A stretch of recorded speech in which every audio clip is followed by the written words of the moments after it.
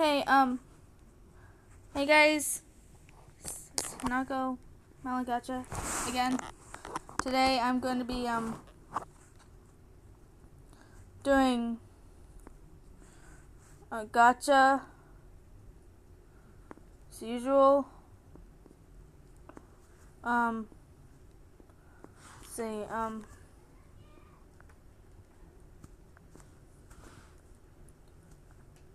okay, let's see. Oh. Okay, so apparently the first one is Mr. Hop's Playhouse. Customs and coffee. Let's see, found it.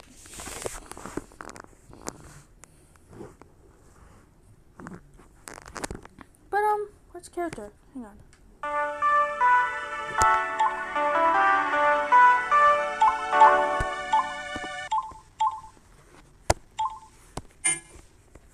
Hang on, before I do this, I'm gonna go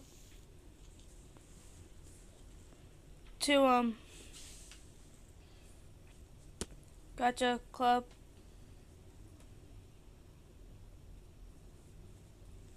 And then,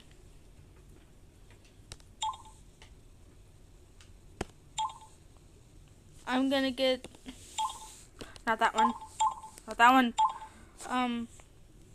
have Watermees, actually, not that one! Okay, so, you know what, why not, I'll have Sad Me, for no reason. Okay, customs and coffee. Okay. I have my best. Yippee. Awesome. I will never let you Okay, shut up. Okay. He tried to release you. He tried to release us. But I'm not gonna let that happen. Shut up, Orville. I will Okay, let's see. I will keep you Oh, here. Mr. No matter Hobbs. how many times Characters. they burn us. Shut up. Okay. So, the vengeful spirit, the one you should not have killed, Cassidy, is creating this torment for William in the afterlife, refusing to let his spirit fully pass on. And she's trapping the others there too. Okay, let's see. The puppet. This is Charlie. And this is Bonnie.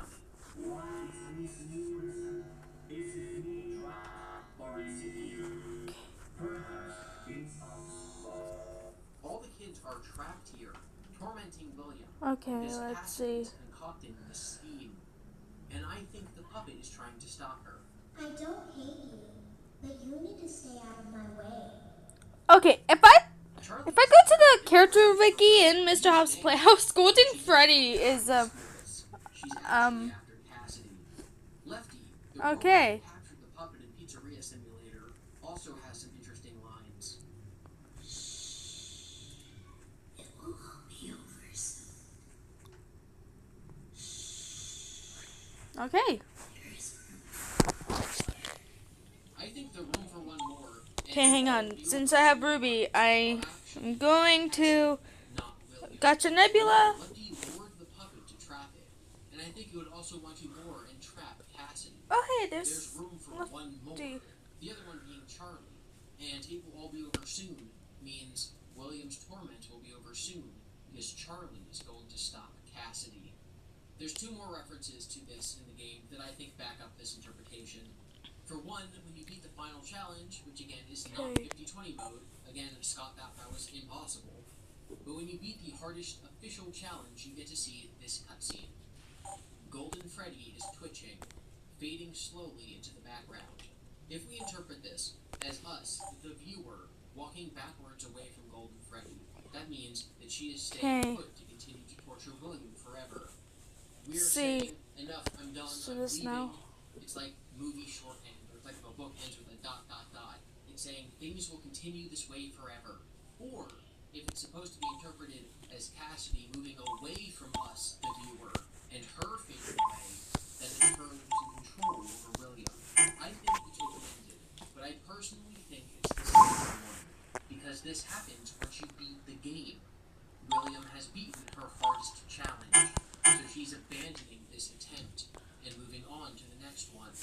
Okay. The other piece of evidence that this is Cassidy torturing William and that Charlie is trying to stop her is Old Man Consequences. Old Man Consequences from FNAF World is one of the enemies that you can set up in this game. He pops up on your screen and you have to catch a fish to make him go away. But if you set him to be the only enemy in the place of the game, you glitch into the clearing from FNAF World. You're back to playing as tiny little Freddy boy, and he's sitting at the lake, just like he was in FNAF World. Come and sit with me for a while. Okay, let's see. Leave the demon to his demons. Rest your own soul. There is Mr. Hobbs' nothing else. Playhouse. If Old Man Consequences is Henry and Freddy Boy is Cassidy, then this is Henry overtly telling her to stop torturing Arthur William, the Rubism. demon. Leave the demon to his demons. Rest your own soul. Once you've entered this screen, there's only one way out, and that's to glitch into the lake, just like in FNAF World. But instead of reaching a secret ending of people happily watching TV, the game crashes, which, of course, is Golden Freddy's thing, because this is Cassidy, who is Golden Freddy. Earlier I said that Henry's speech at the end of Pizzeria Simulator was my second favorite moment in FNAF. This is my first. This is my favorite moment in the series. Old Man Consequences telling Cassidy that revenge isn't the answer. And one last time, having to plead for the release of all of the innocent souls, including his daughter, who are once again being taken away from him, not by William, not by the villain, but by Cassidy. It's really powerful.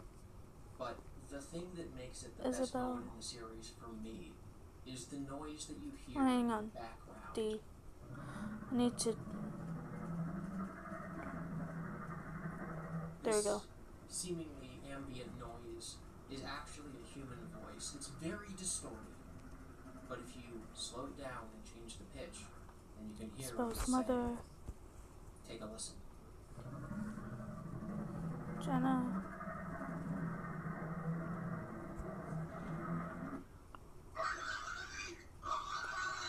See. Spell.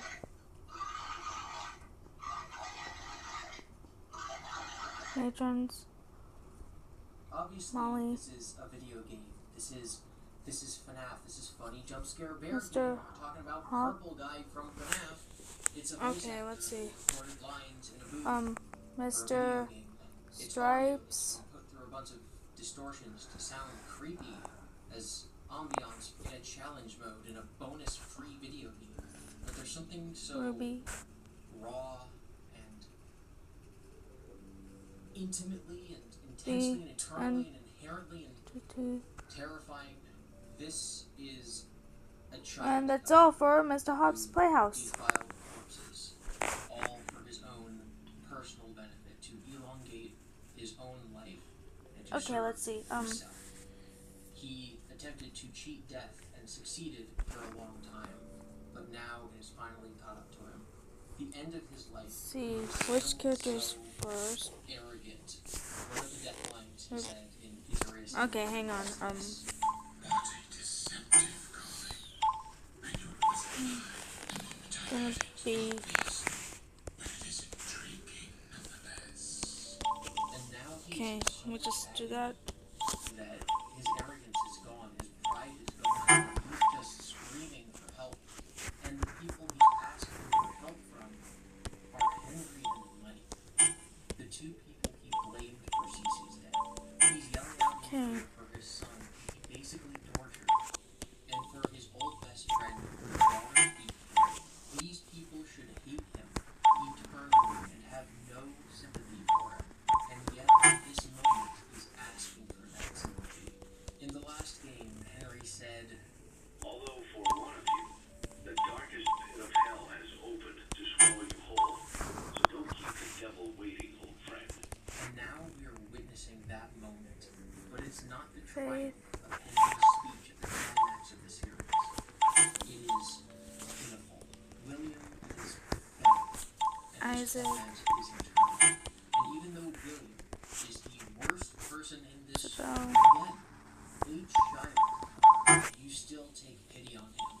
Just like in real life, how you take pity on those who hurt others, because they will never know what it's like to love. Yeah, okay, whatever. It's like feel the release of forgiveness. They're casting their own soul aside for nothing but worldly gain. They will never reach whatever version of Hang on, how many matrons are there? that's actual literal pearly You gates. got to see how many there are. A state of enlightenment and nirvana, or just the inner peace of knowing that you made the world a better place in your lifetime. Even as it's depicted in an 8-bit Easter egg in There's hell is real.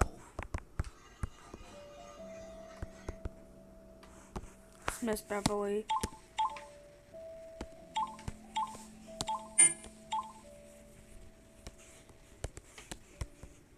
And with that, now we're going to talk about Toy Chica's high school years. Yes, Oh, this great. is real. And it is also scary. After playing each Obviously. challenge in the game, you unlock a new cutscene. These cutscenes belong to one of two narratives depicted throughout the game. Both of them are satirical Right. or I absurdist. would love that. I don't know, just Okay. watch this. But, hi. Okay. Let's see. Dear Diary, yesterday was so amazing, and I met such a wonderful guy that I don't think it was meant to last. For my heart belongs to another. He's so amazing and strong and so cute. I've been thinking about him all Okay, day, no. and I think he's really into me. He's the only one for me. I just know it. And I know just how to Okay, get let's him. see. Look at that And, top hat. That amazing top hat. He'll be mine by the end of the day. I just Okay. know it. I told him that I needed help with my homework. But once he's there, hi. I'll have him. And once I have him, he'll be mine forever. There is only one thing that could possibly go wrong. Let's see, okay, got all So the this is a metaphor, an matrons. analogy, an allegory. Toy Chica is brilliant. There are several of these short little episodes, and they all have the same goal. Chica sees a character, points out something she likes about them, states in a sadistic way. No, I actually just started the stream like 13 minutes ago, so you're not late. Each time the next episode starts and we see the next victim, she's holding a treasure from the previous victim in her bag. Foxy's hook, Let's see. Freddy's hat, etc. Two things to note right off the bat. The animatronics in the story are not representations of the actual MCI kids. It's not like the Freddy kid who she asks for help with her homework correlates to the child who is stuffed into Freddy. The presence of the puppet and Pig Patch and this completely random wolf completely disprove that. Yeah, let me The other just... thing to note is that when the day starts, she already has Foxy's hook in her bag. In fact, the first thing she says is that yesterday she met an amazing guy and it didn't last. Yesterday was so amazing, and I met such a wonderful guy that I don't think it was meant to last.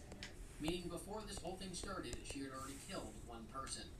I spent so long trying to figure out how Foxy could have been the first victim, like even before Charlie, because Foxy's head is missing in FNAF 4 of the plushes, and because Foxy's claw hook is already in the bag. This is one of the most annoying parts of everything.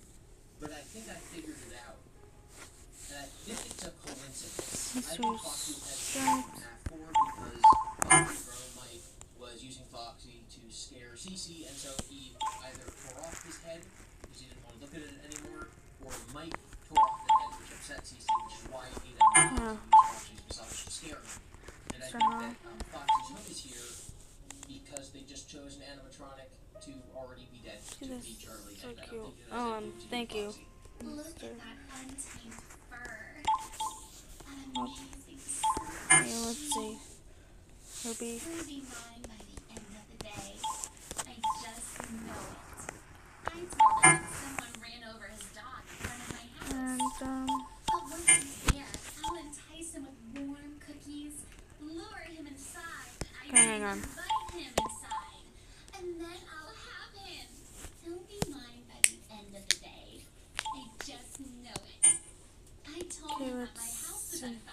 we go. But once he's there, I'll tell him that I threw myself on the flames to put them out. He'll be mine by the end of the day. I just know it. Fantasy. I told him that I'd taken several live hostages at my house. Okay. But once he's there, I'll tell Hey, you him know that what? I let them go because I love him. He'll be mine by the end Mr. of the day. I just know it. 3 I house told him to come Virgo. over later. That should be enough. H O And if he doesn't H show E up, C T I'll E just go to his G house. H. And if he doesn't open the door, I'll just find a window. Chimney's always an option. Or I could set the house on fire and wait for him to run out. Then he could run into my arms. He'll be mine by the end of the day. I just know it. I'll just wait for him after school. Okay. Throw a bag over his head. Hit him with a shovel and drag him into the back of my car. Then, when he wakes up, I'll tell him that someone was trying to kidnap and kill him. I don't know, balloon boy maybe. And then I'll tell him that I So rescued nobody's him. watching this set. He'll fall for me immediately. Yeah, I really know. far into these cutscenes. But Can't after the see. security logbook, I realized that Scott is more than willing to put on something So, like hang on.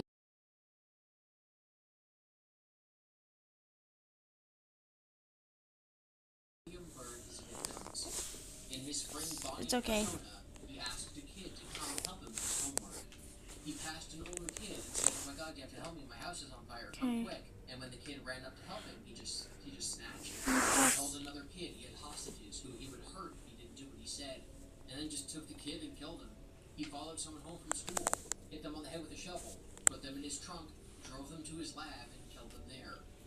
The other two stories, well, we know what they are. He lured Susie by talking about her dog. And then there's the puppet story. William inviting a child to Freddy's after hours. They don't come, so he goes to their house and breaks a window. Well, that's Midnight Motorist. The end of the series has Toy Chica under a tree, with her backpack full of trophies behind her. She then says that tomorrow is another day. But tomorrow is another day. And I just know that there's a guy out there that's right for me. Okay, It's William. We get it.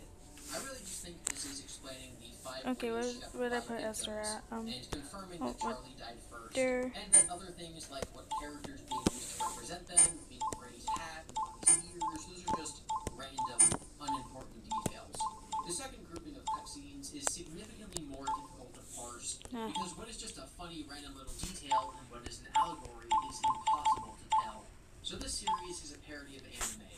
The entire thing is spoken in Japanese with subtitles, and its style and tone fit in very serious anime.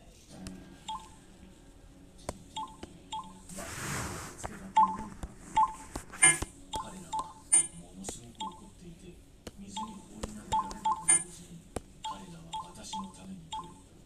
ひどい匂いだ。私が最後に過ごした時私はそこに沈んだ。私がそこにいる間私はビジョンを持っていたと思う。私は私の先祖にあった。彼らは生きていた時代がどんなに優れていたのか。そして最近は子供たちが権威を尊重せずビデオゲームに明け暮れポテトチップスを食べる様子を教えてくれた。尊敬も規律もなし。私は彼らに不平を言うのをやめるように言った。私は人生において先祖のビジョンを探してきた。そしてついに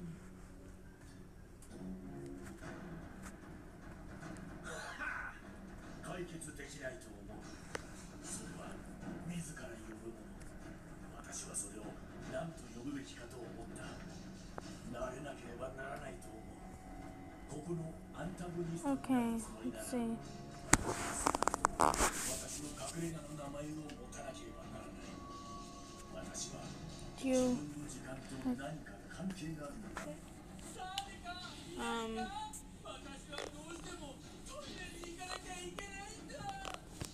私にはキャラクター開発の意思がなく、私の隠れ家というのは少し物を追加するためにできることのほんの一部だ。だから私は一緒に行った。怒りの道場。それは See, hang on. 私にはとても恐ろしく聞こえる。しかし、私は何を知っている？私は Do you like Stitch? From Lilo and Stitch? Cause I haven't seen that movie in like The story told by these episodes is this ongoing war between a Freddy while. and Foxy. And once again, for this series, there is serious debate about who they stand for. Is the bear Henry and Foxy William? Does that make Mangle Mike? Or is the bear Cece and Foxy Mike? Freddy and Foxy seem to get into scuffles more akin to brotherly wrestling and bullying rather than serious brawls. I haven't It also seen mentions it being Freddy's birthday that at one point, movie in like a and long Foxy time. watches TV. The punishments Freddy has to do also line up really well with stupid brothers or being grounded.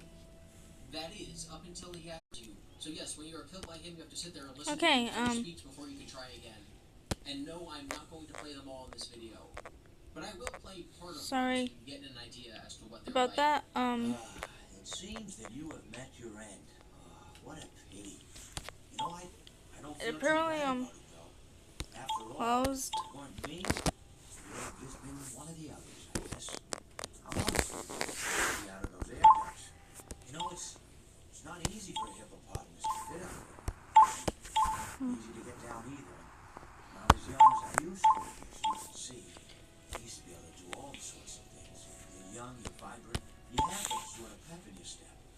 It reminds me of a conversation I was having with one of my good friends. We were having a nice break.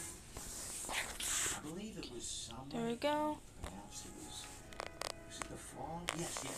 It was the fall because the leaves had turned already. Whoa. Hold the phone. A conspiracy is afoot. I believe it was summer, or perhaps it was fall. Yes, it was fall. That is an overt FNAF 2 reference.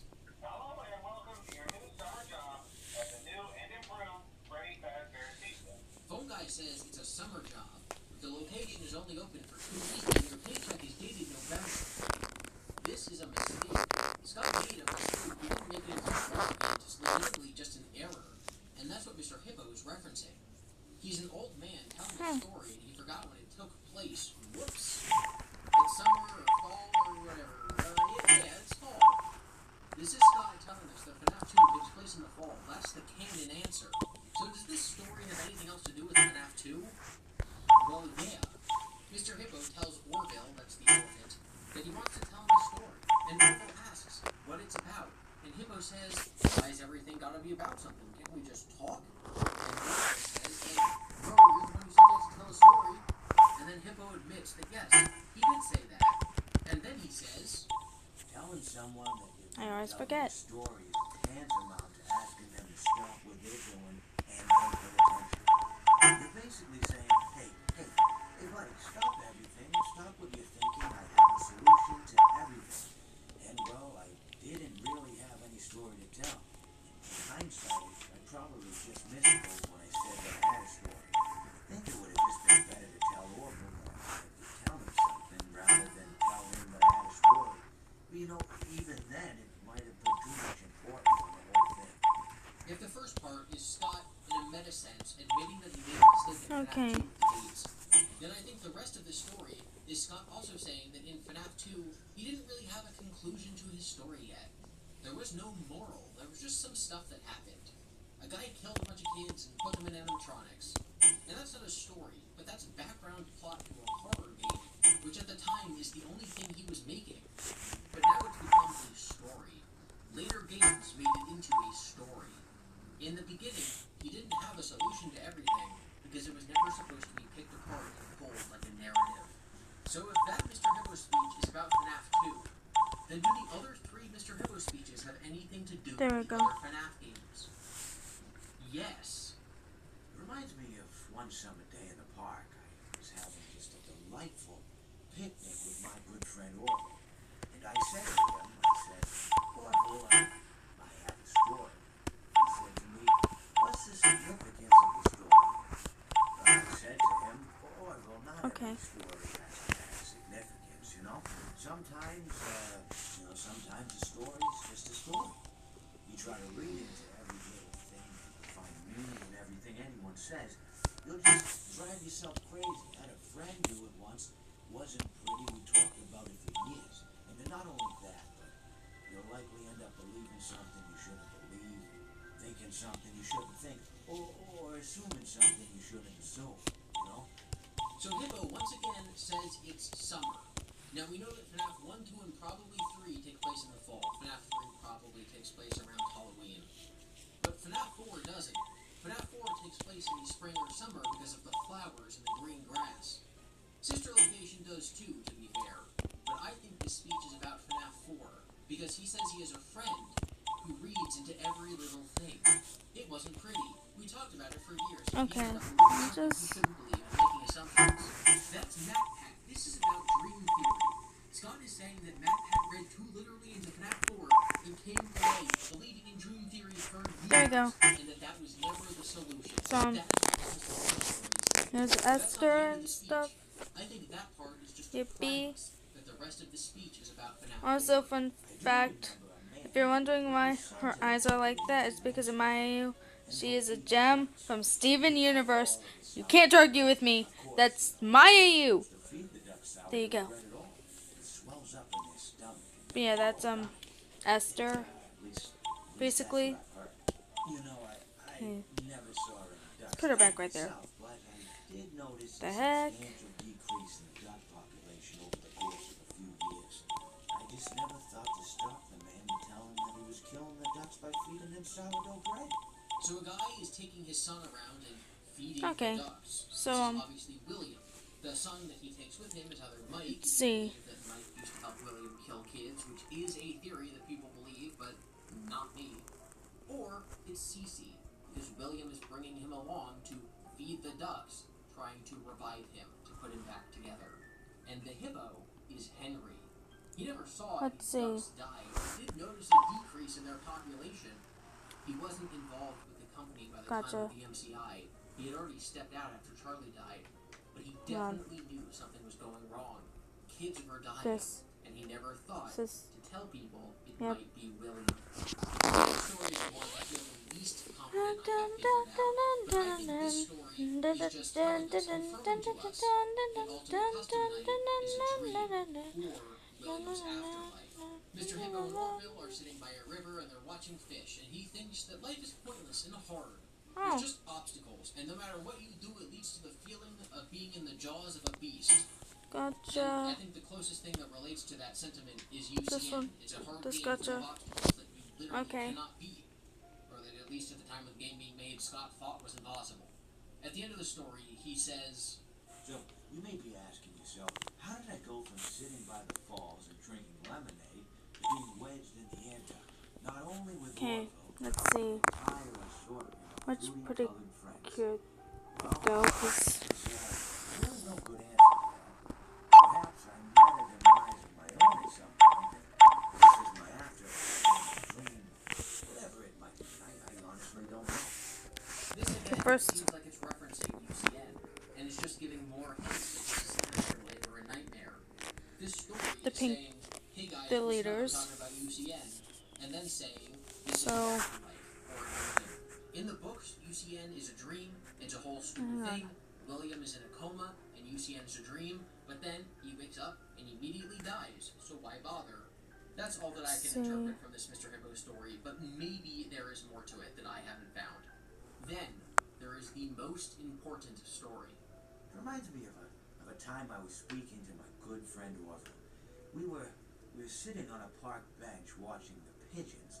I was on the left, he was on the... Wait, was I on the right or left? Okay, so basing this off of the other stories, it was the summer, no, it was the fall. That's FNAF 2, so now we're looking for an instance in the series in Okay, which let's there's see. one character, and then another character is talking to them, and it doesn't matter if they're on the left or the right. A point in the series where a conversation is had, and the arrangement of the characters, the speakers, doesn't matter. And that has exactly one answer, one possibility, and that is the conversations that happen in FNAF world, where you can choose which direction you want to face when you're talking to a character. Okay, let's A see. game that, of course, includes one particular ending. Old man consequences, sitting by a pond. This story is being told by Henry, and he's remembering an event that happened in one of the FNAF games. Mr. Hippo continues. Anyways, it doesn't matter. We were sitting on there watching the pigeons. And remember, in the other story, the ducks, the birds, were a representation of dead kids. And I said to Orville, friend, those birds are frozen. And he kind of looked at me like I lost my mind. But I reminded him that it was winter, and often birds will sit in a tree until they freeze. Then they sort of fall to the ground until the sun warms up and they can, move around again. So I said to Orville, you might as well save those breadcrumbs until the birds thaw, because they can't very well enjoy them in the condition they're in. And this is where I get even more crazy-eyed, because there's exactly one instance in the entire series besides this one moment where somebody uses the phrase breadcrumbs. And it is Glitch Bear in FNAF World. If you stay on the screen for long enough, Fredbear will be replaced by a glitching Fredbear, who immediately contradicts what Fredbear is saying. There is a task. Cute dream. You have to leave breadcrumbs for him to help him find his way. The quest that Glitch Bear sends you on is set as Happiest Day, and Happiest Day is, of course, for Cece. So that means that you, the player character, are not Cece. You are someone else setting up breadcrumbs for him so that he can find his happiest day. So breadcrumbs lead to Happiest Day. And as we established in the other story, birds and pigeons are the children, ACI children, people who died. So then, Mr. Hippo says... So he took a moment and then threw his last handful onto the ground. I said to him, Orville, why did you throw the breadcrumbs to the birds when I just told you they're frozen? To which he responded, Cure the Miracle. breadcrumbs are not frozen. I do not have Cure Miracle. Okay. Let's do Cure Miracle. I said, I told you. I've been referring to the birds. In hindsight, what I should have said was, and this would make perfect sense, why did you throw the breadcrumbs to the birds when the birds are frozen? He misunderstood upon my correction, stating that he didn't know what else to do with the breadcrumbs, and that perhaps, when the birds thawed, they'd still be able to eat the crumbs. So Okay. I said to him, this is what I said to him, I said, Orville, birds may be dead. Henry is telling someone, Mike, that there's no point leaving the breadcrumbs, because the children may be dead. You can't do Happiest Day, you can't put them back together, it doesn't matter. And he is both right and wrong. He's right that they're dead and that putting them back together does not bring them back. Baby in Pizzeria Simulator is not Elizabeth, but he's wrong in that it still matters. Mike says he doesn't know what else to do with this information that he has. He doesn't know what else to do with the breadcrumbs. I cannot find any. And he does so in hopes that one day the birds will thaw, and it takes almost 30 years. This conversation happens after Sister Location before FNAF 2. Henry tells Mike not to lie, but Mike does it anyway. Like I said, Glitch Bear is brilliant. He told Mike to put his bit back together, but Henry is telling Mike it's no use. This conversation happens right after Mike learns that the killer is his father, and after this conversation he goes to track him down in FNAF 2. Mike set up Happiest Day knowing it may not work, not knowing how many decades it would take. That's why the eyes are yellow in a void in FNAF World, because he's talking to Cece, who is still blind, who can't see. The pieces are in place for you. Okay, let's see. This is going to take a long time, because Mike starts this journey in 1987, and the birds don't thaw until 2015. Like all the best stories, Mike, the hero, the younger generation, is rejecting walking the path of the two warring factions of the generation above him. William, the villain, is trying to achieve a noble goal, the resurrection of his children, but is doing so at the grave and evil cost of murdering other kids. Henry, the reluctant ex-hero who has given up, is telling Mike it's no use and to not even try. But Mike ignores them both. He tries and succeeds without hurting anyone else. And if that all sounds like fan fiction, well, yeah, it kind of does. But very honestly, that is how I read into all of this information. Like, this is just how I read this text. This is the story that came to me reading it. I wholeheartedly believe that that is what it is saying. That is what Mr.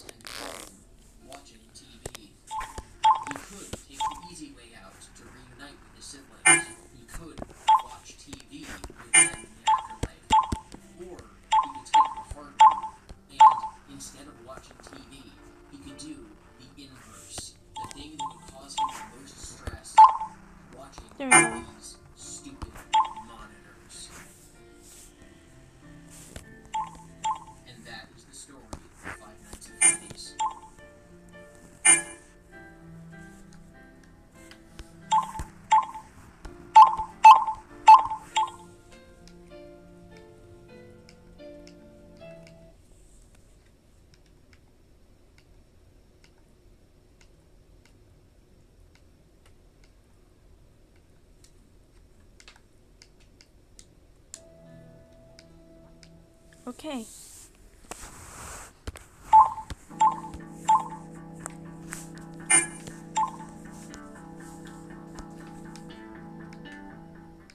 Or at least most of it.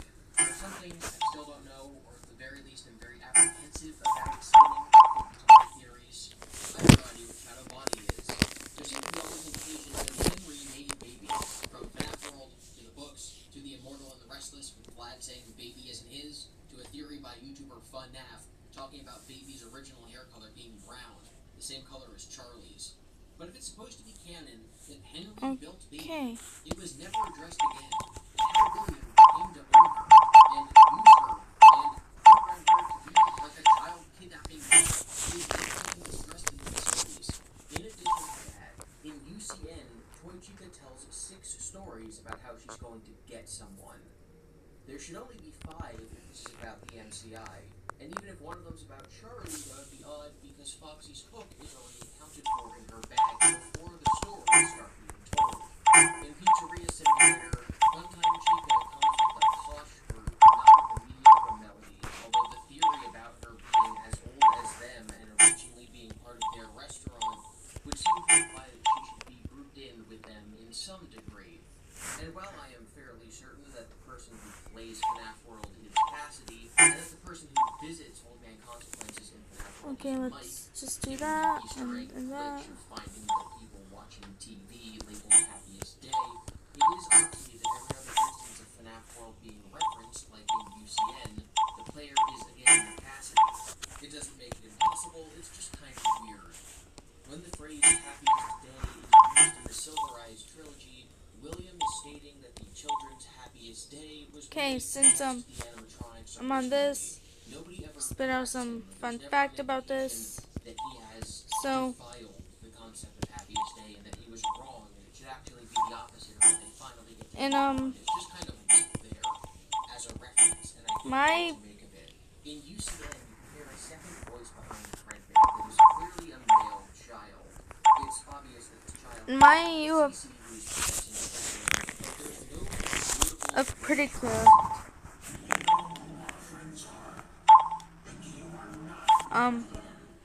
Mirror. Mike directly states at the end of Sister Location that he put Baby back together, but then in the My AU, the minute I got to particular AU, happens after she says she's going to leave and put herself back together. There's evidence that William is the one who says happens it's me when having after Hirogaru Sky. In Pizzeria Simulator, one of Scrap Trap's jump scare lines is, "I assure you, it's still me." A book came out this month in October 2023 about FNAF 4 and depicts it as a drug-induced nightmare done on a test subject child by William, and I'm just going to ignore that. The Fredbear plush being possessed by Cece in reality, being a representation of William in the game, but programmed by Henry to speak to Cassidy, who is playing as Cece, is very confusing. I think it makes perfect sense, but no matter how many times I rewrite this video, I'm not sure how clear I can make that whole situation to you, the audience. Sister Location is in an underground bunker. It's not really important to my telling of the events, but it's a really weird detail that I don't fully understand. I want to clear up my stance on Autobiography of Yogi. I said in that section that the sound Scott used comes from an audio library, so he didn't choose it. Scott did not intentionally reference Autobiography of a Yogi, but like I said, Scott and the community are like an Ouroboros. The community came up with something, so Scott ran with it. So the community figured out that the Night 5 audio is from a book, and Scott said, "Oh, that's cool, I'll use that reference to create more lore." This is similar to when Mike says, "They thought I was you" in Sister Location to reference the fact that people thought that Mike was Purple Guy. And it's why map pack gets multiple references within the games themselves. I used the logbook to partially prove that FNAF 3 takes place in 2015, but that's assuming that the logbook is set during FNAF 3. Okay, let's see. It takes place after FNAF 1, FNAF 2, FNAF 3, FNAF 4, and Sister Fresh. Location. But technically, I'm making a big assumption to claim it takes place during or slightly before FNAF 3. But it doesn't still disprove any of those games taking place after 2017 when the book was written. And I don't know what the breaker room map is. I don't know why Henry's tapes are labeled 223. Melody, And I'm not fully convinced what happy, Vengeance scenes. And most heart, importantly, I don't lovely, understand paper plate dolls. Scott, what do the paper plate dolls Flora, do? Why can they teleport? Are they possessed? Miracle. Something that the community argues about a lot is Happiest Day from FNAF 3. We see the spirits being released, but we know that by the latest point so far in the series, they weren't Miracle. released. So did Happiest Day just not happen yet? In the Scott Dawko interview Gotcha. I brought up earlier, Dawko asks Scott which ending of FNAF 3 is canon. Given that we know that the bad ending of Sister Location is canon, as are all the endings of Pizzeria Simulator that end with Mike being alive, that opens up the possibility of FNAF 3's bad ending being the real one. Well, Scott says something interesting in that interview. If you can answer this, which ending really happens? Given a lot of thought as to whether or not I should answer this question. Okay. And going back and forth and back and forth and back and forth. And the answer is very interesting. Okay. The answer is very interesting. The answer is complex. Okay. However, I'm not going to answer it because it's only going to cause strife. If Scott says the ending is interesting and complex, I think that heavily implies that the bad ending is the true one. In the Twisted Ones, the second Subrise novel, a Shadow Freddy animatronic tells some of the main characters to follow him and takes them to Charlie, who is being kidnapped by Freddy's. Much like how Shadow Freddy leads the animatronics to William to follow me. Springtrap also says follow me to Susie in Fruity Maze in his blue text color. This sort of implies that Afton has control over Shadow Freddy, like maybe Shadow Freddy in FNAF 3 is an illusion disc, but that doesn't answer what Shadow Freddy is in FNAF 2. That thing is an entity, it's real, it's there, we see it on the cameras, and it's weird to think that it's the same entity that William controls in FNAF 3 and uses somehow in Fruity Maze. In the security logbook, Cassidy asks Cece if the carousel was his favorite ride. As far as we know, only FNAF 2 had a carousel. Maybe there's one somewhere in FNAF 4 in that restaurant, but we never see it, so this is just a weird inclusion. And finally, Okay, let's. I have no idea what CC saw. This text box is one of the biggest mysteries in FNAF 4, and I have no explanation. Some people think that William killed Charlie before CC died, and thus he probably saw her death, but that doesn't really make sense to me, because William did that murder dressed in normal clothing. So CC would have seen his father kill his friend, not an animatronic killing his friend. So I really just do not know what that one is about. Before we go back and summarize the events of the series, all of the context crammed into the video, Where is that? I Oh, want to found talk it. about things I didn't talk about. After the Silverized trilogy, there was a series of books called Fazbear Frights, which are basically FNAF-themed Goosebumps books. Scott said that they weren't canon, except parts of them were canon. Basically, some of the stories are canon and some are not. And because picking and choosing which ones are canon is an impossible task that everybody has a different opinion on, I'm just going to ignore them completely, with the exception of Coming Home, the story of Chica's ghost. Remember hours ago when I said, the most alarming part, of course, is that the phone guy says the animatronics won't recognize Mike as human after hours, but will think we're a naked endoskeleton. It's very unclear why this is the case, and what about it being night makes them unable to recognize humans. I'll get back to that. Well, now I'm getting back to that. Coming Home is a Fazbear Fright story about a girl who's dead. She doesn't seem to know that in the beginning of the story. She's just hanging out at home with her sister, who's sad for some reason. But at night, Chica comes and collects her and brings her to Freddy's. This seems to be some sort of indication that the spirits take control to some degree at nighttime, and that during the day, they're more so able to just wander around on their own as ghosts, which might also be why they're free and follow me, either because the animal bodies were destroyed, meaning that now they're temporarily free until they get put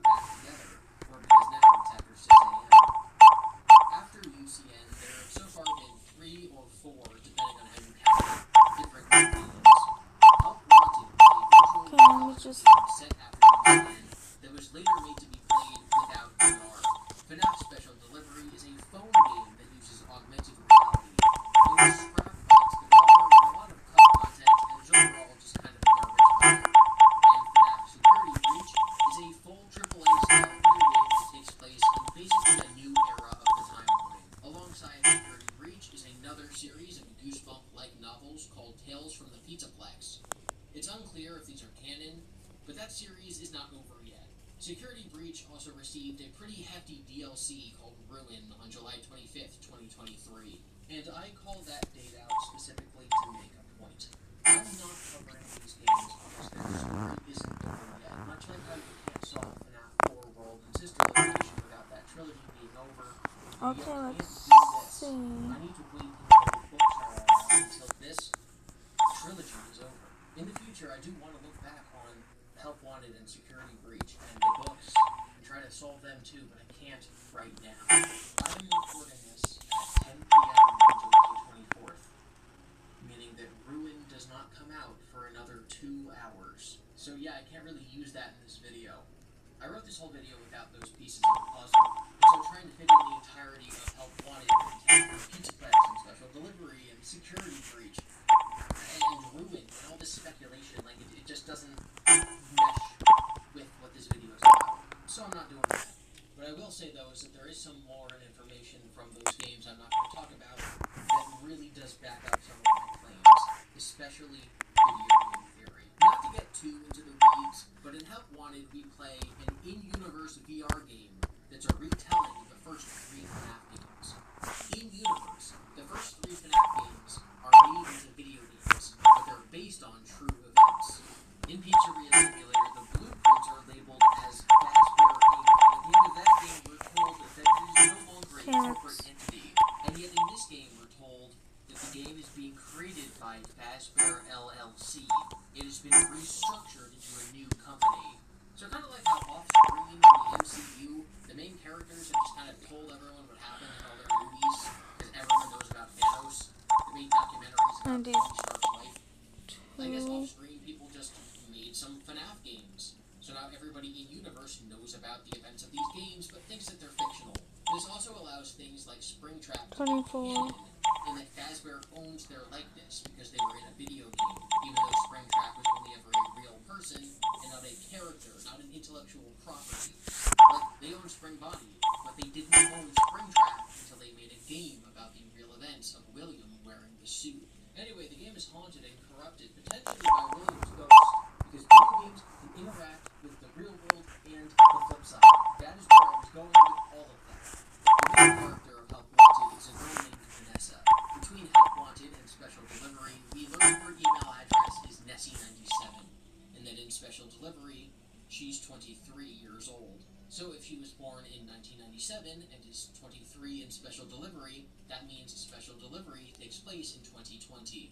Special Delivery takes place after Help Wanted, which takes place after Pizzeria Simulator, further proving that FNAF 3 and Pizzeria Simulator do not take place in 2023, they take place in 2015, and then Pizzeria Simulator just takes place between then and 2020. The most important... There's nothing we can't handle together. Teenage Mutant Ninja Turtles now streaming exclusively on Paramount Plus. How should I plant this if the garden doesn't receive direct sunlight? There we go. Thing from these games is a mini-game called Princess Quest. Princess Quest first appeared in the mobile version of Help Wanted before making a comeback in Security Breach. It's a mini-game where you play as this sparkly yellow princess wandering through a dungeon. It is clearly a pastiche of The Legend of Zelda. The princess, the dungeons, the heart containers, it all clearly took inspiration from Zelda, including literally taking the start screen sound effect. This unfortunately makes one piece of lore later mildly confusing, but I'll get to that in a minute. So with your little Princess wandering around, Quest. light a torch and Isn't that also in Willow Raid? The enemies are black shadow I don't know. because William Afton. Outside in the courtyard are 6 graves, 5 MCI kids, and Charlie, with 1 torch already lit when you arrive. Did I mention that in the files, the name of the sprite princess is Cassidy? So this is Cassidy, and this is her grave. This is what I meant by saying Cassidy later in the series. When you beat Princess Quest 1, it shows a big purple mask that also is probably Afton. And there's garbled text and audio. The text is written in a cipher that's used elsewhere in the game, and it translates to, "I always come back." And the voice line says, well, it says this.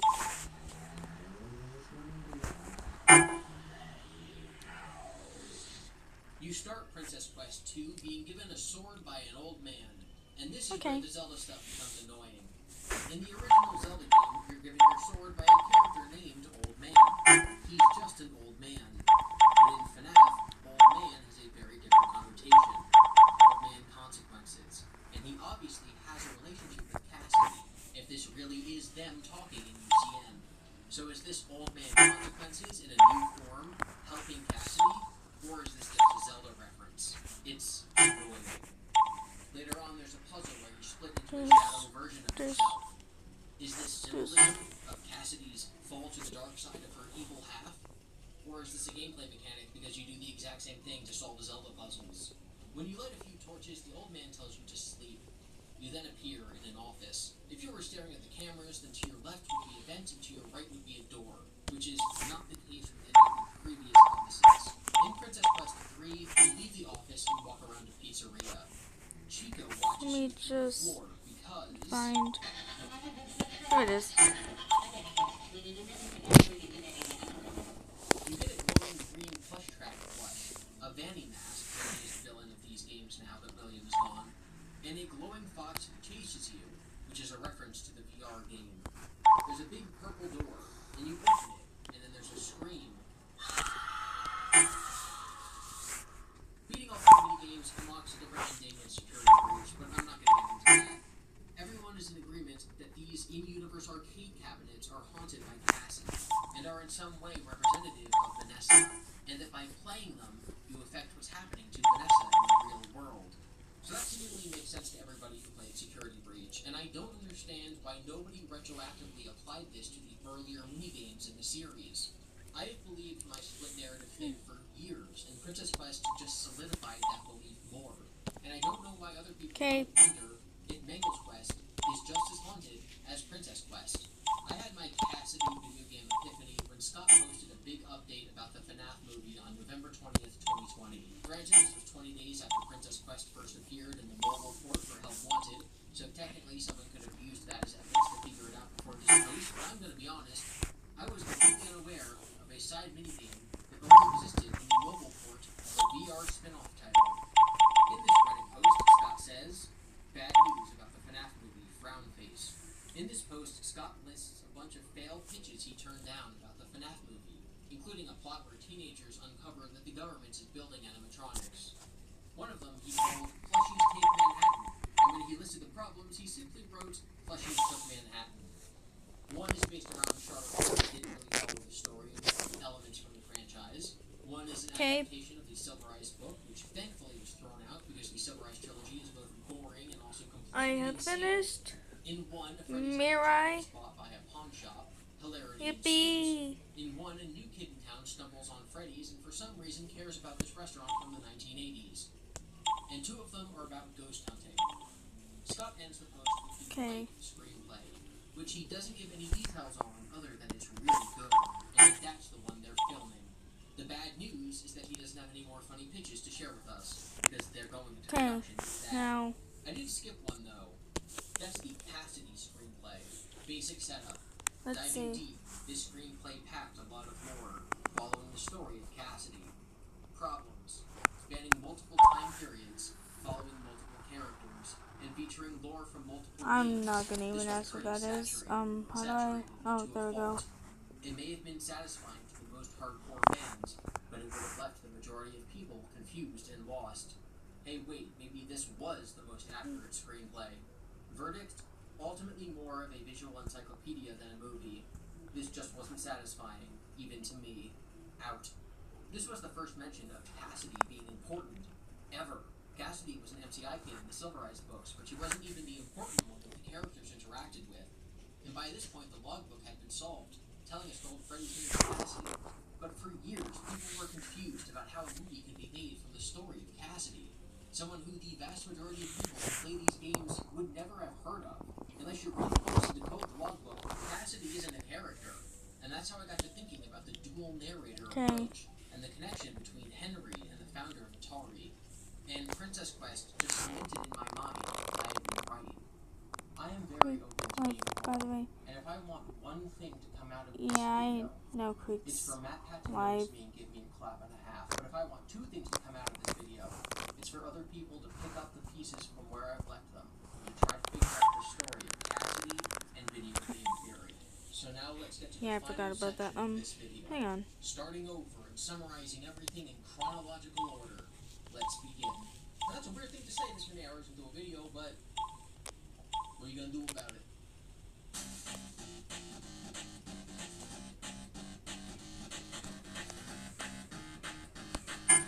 Okay.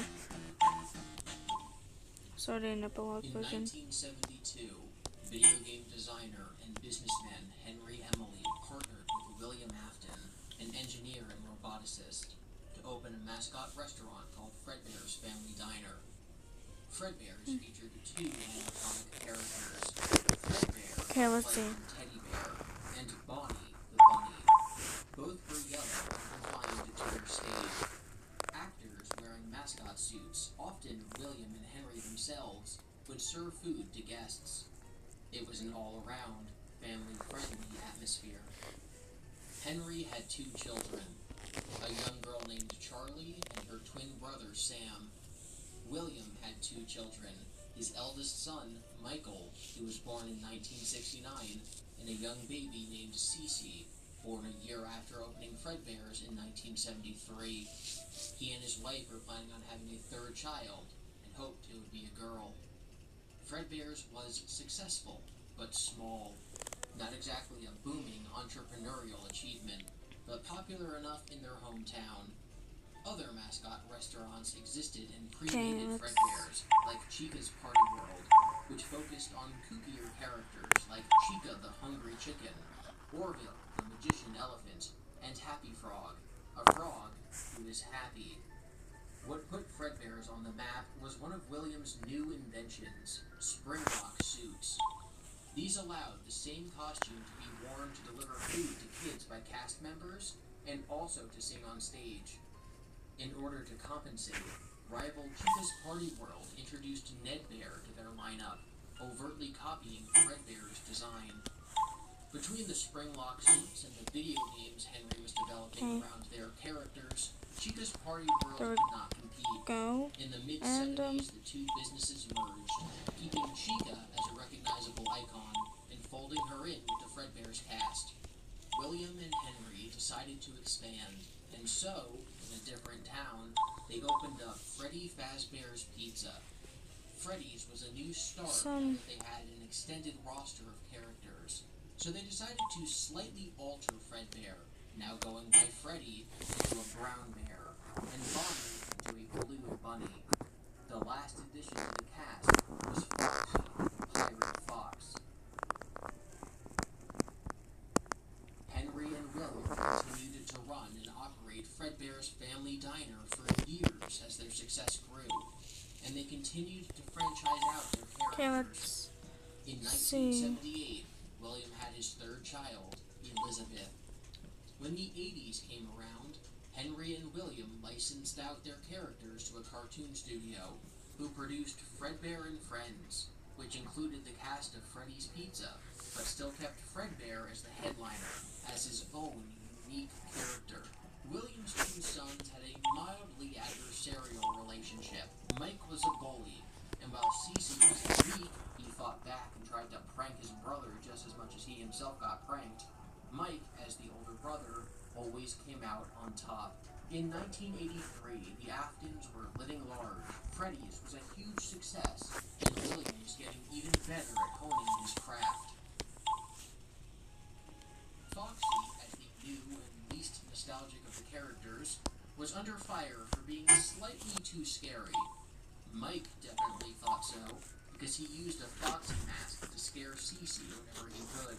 Cece responded by tearing the head off of his Foxy plush, not bearing to see the face anymore. After more parents complained, William redesigned Foxy to be less scary, making him pink and white, and more like a friendly dog. They rebranded Pirates Cove to Kids Cove. The new rebrand didn't really work out. The toddlers and young kids who were there to play with new Foxy were too rough. Yeah, they're in a row. Yippee. The staff started calling the animatronic the Mangle affectionately, due to how badly mangled he'd get by the end of the day.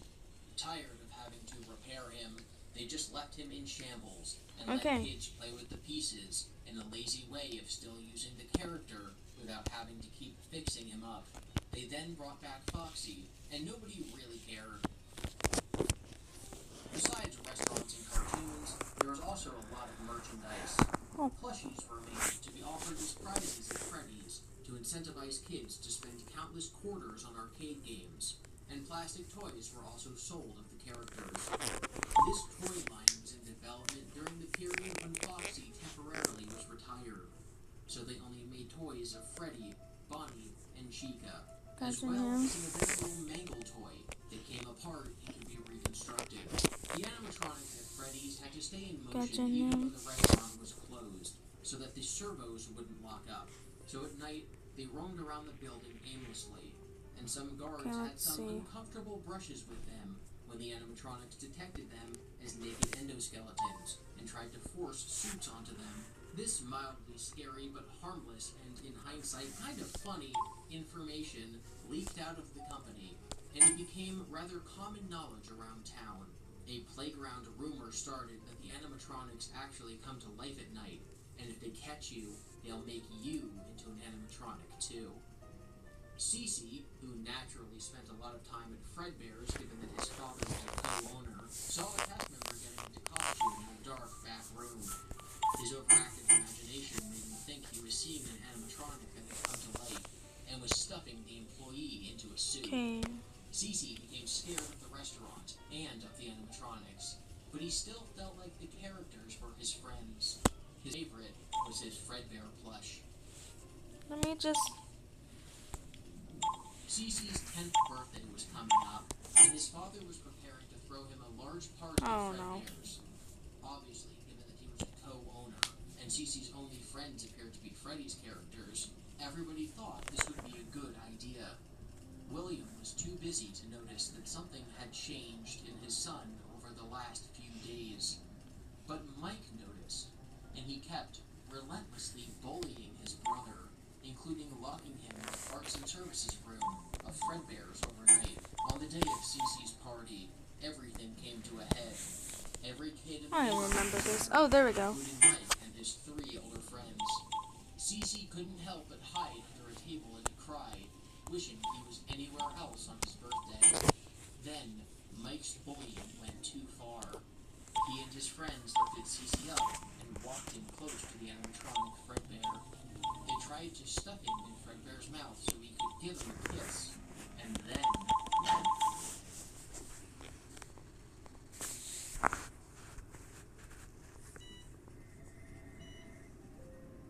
Cece was rushed to the hospital, where he lived for a few more days.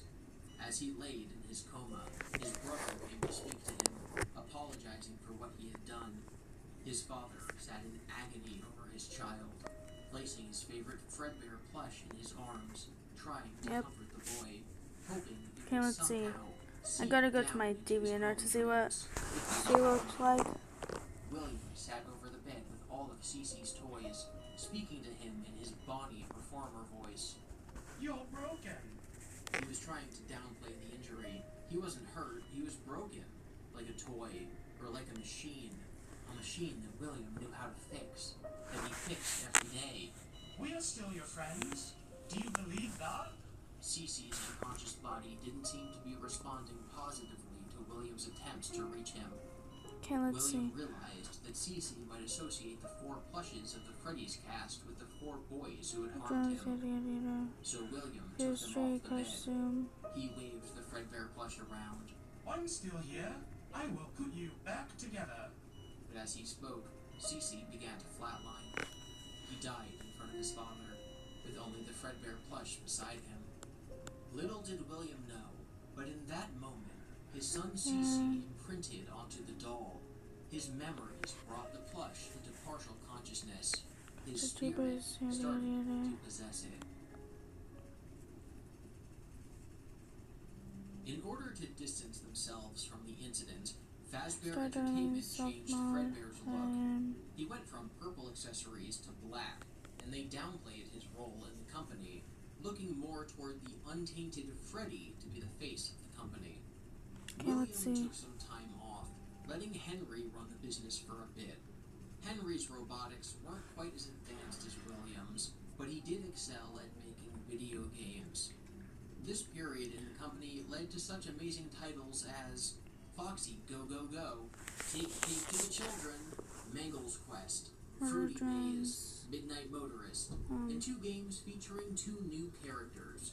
Balloon Boy's Air Adventure, who was so popular that they made him into a human boy animatronic who handed out balloons, and Give Gifts, a game where you play as the new marionette character who handed out prizes at the prize corner. William went on to blame Mike for the death of Cece. Where everyone else saw it as a prank that had gone horribly wrong, William thought it was Mike's fault. Mike and Henry, who had built the Fredbear animatronic. It wasn't one of his advanced suits, it was Henry's model. William refused to blame himself, so he blamed Mike and Henry. Henry, whose skill was programming, not robotics, altered the marionette into a security device for his children. They were given bracelets that emitted a specific signal, and the puppet was programmed to always be aware of their locations. That way, Henry could walk around performing as Fredbear and not have to worry about where they were or what they were doing in the restaurant around the dangerous machinery.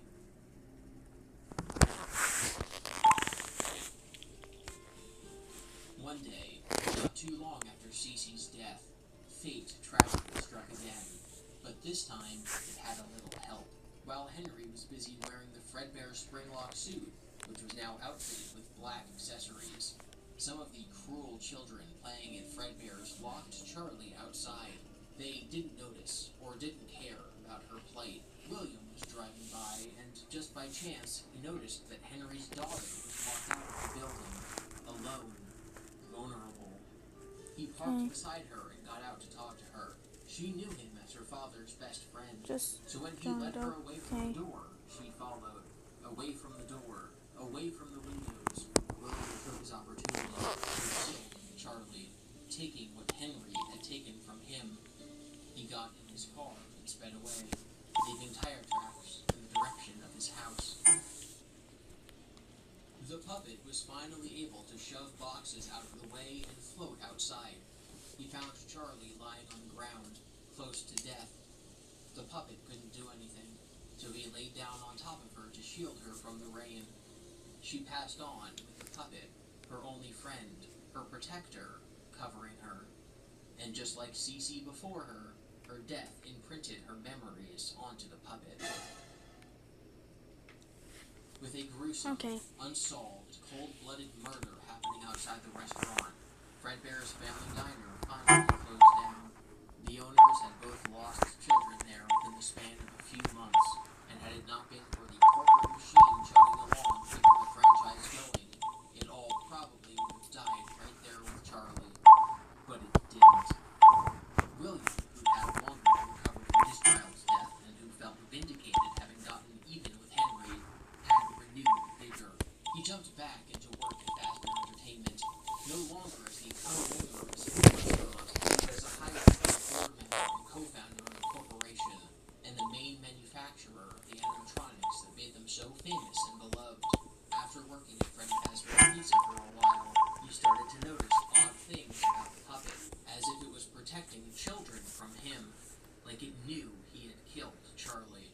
After Cece's death, William had shoved his beloved Fredbear plush into a box so he didn't have to look at it, along with family photos of himself, his wife, and their 3 children, which were painful reminders of what he had lost. But after noticing the puppet's behavior, he opened the box, took out the plush, and kept it by his desk. It seemed to watch him wherever he went. In his madness and grief, William turned to alternative coping mechanisms and got into yoga. Not stretching, but actual Eastern philosophy and mysticism. That Steve Jobs guy, a competitor of Henry's, loved a book called Autobiography of a Yogi, and anyone who was working against Henry was someone William would listen to. Early on in the book, a brilliant inventor discusses with the young soon-to-be yogi the concept that humans aren't very different from metal. Electrical current runs through metal much much like electricity runs through the nervous system of a human body. William didn't know about all that, but in his line of work, robotics, it did kind of seem like circuit boards acted a bit like a human nervous system.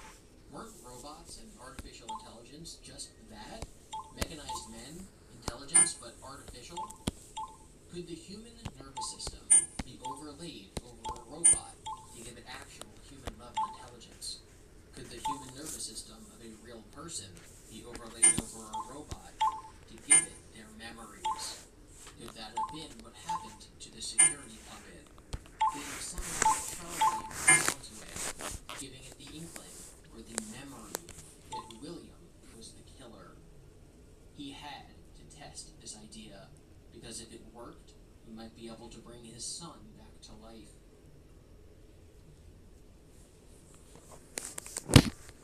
Still working as the main robot distributor for Fazbear Entertainment, William came up with a plan. He invented a new character called Circus Baby, who was full of extremely high-tech features, like inflating balloons with a hidden helium tank and serving ice cream in her stomach. But she had another function. William designed her to keep careful track of how many people were in a room with her. If she was ever alone with a child, she would lure it to her with ice cream, and then a claw would reach out and snatch the child, hiding it in a storage tank until she could bring the child to William. Around this time, a guy named Phone Guy started working at Freddy Fazbear's Pizza. He worked in middle management in a trainer-type role, instructing new employees and sending out memos. He recorded a new training guide about wearing the spring-lock suit that had been brought over from Fredbear's. William presented his design ideas for Baby to the board at Fazbear Entertainment, and they rejected him, questioning the hatch and the other strange choices that seemingly served no purpose. William took his idea for Baby, as well as the characters he had the rights to, Freddy, Bonnie, and Foxy, and planned to open his own restaurant, Circus Baby's Pizza World. Circus Baby's Pizza World would be a massive and impressive complex built near his house, and near the old and abandoned Fredbear's family diner. William was convinced that he would urgent breakthrough to bring back his son, but all his wife saw was her husband retreating away from their family when they needed him the most. The two separated, and William bought a house not too far from the families. Before he left, he installed a camera in the hallway, pointing at Cece's room, thinking that if paranormal activity were to happen anywhere, it would be there. Wanting more than just Baby to have child-napping abilities, William designed new versions of Foxy and Freddy to work as a team. Their designs were a huge improvement over his old models. Oh wait, no, I forgot something. Than the original animatronics from years and years ago. Freddy, like Baby, had a hatch in his stomach to store a captured child. Foxy had the ability to mimic any voices he heard. The two of them could lure a child over to them, where Foxy would use the voice of a parent to get them to come close, and Freddy would snatch them. A fourth animatronic, Ballora, was based on William's newfound disdain for his now ex-wife. She had tried distracting him from his work, so he had Ballora, a vain, human-shaped woman, whose eyes were closed to his brilliance, act as a distraction, taking the parents' eyes away from their children. When William did have custody of his kids, he kept them away from his new inventions. Elizabeth was enraptured by Baby, which was the point. She was supposed to lure in children, but William had to keep his own daughter away from the robot, knowing how dangerous it was. Alongside the new animatronics, there were, of course, spring-lock suits, which would be used by employees when the restaurant opened. But these were William's designs, with his signature opening faceplates. In early 1985, the Circus Baby's Pizza World opened for a test launch day. William was anxious, observing how things were going on the main floor. Despite having previously thought it was delicious irony that Henry's daughter had died while he was busy working, the same way Cece had died while William was busy working, it didn't cross William's mind while he was focused on the operation of Circus Baby's I made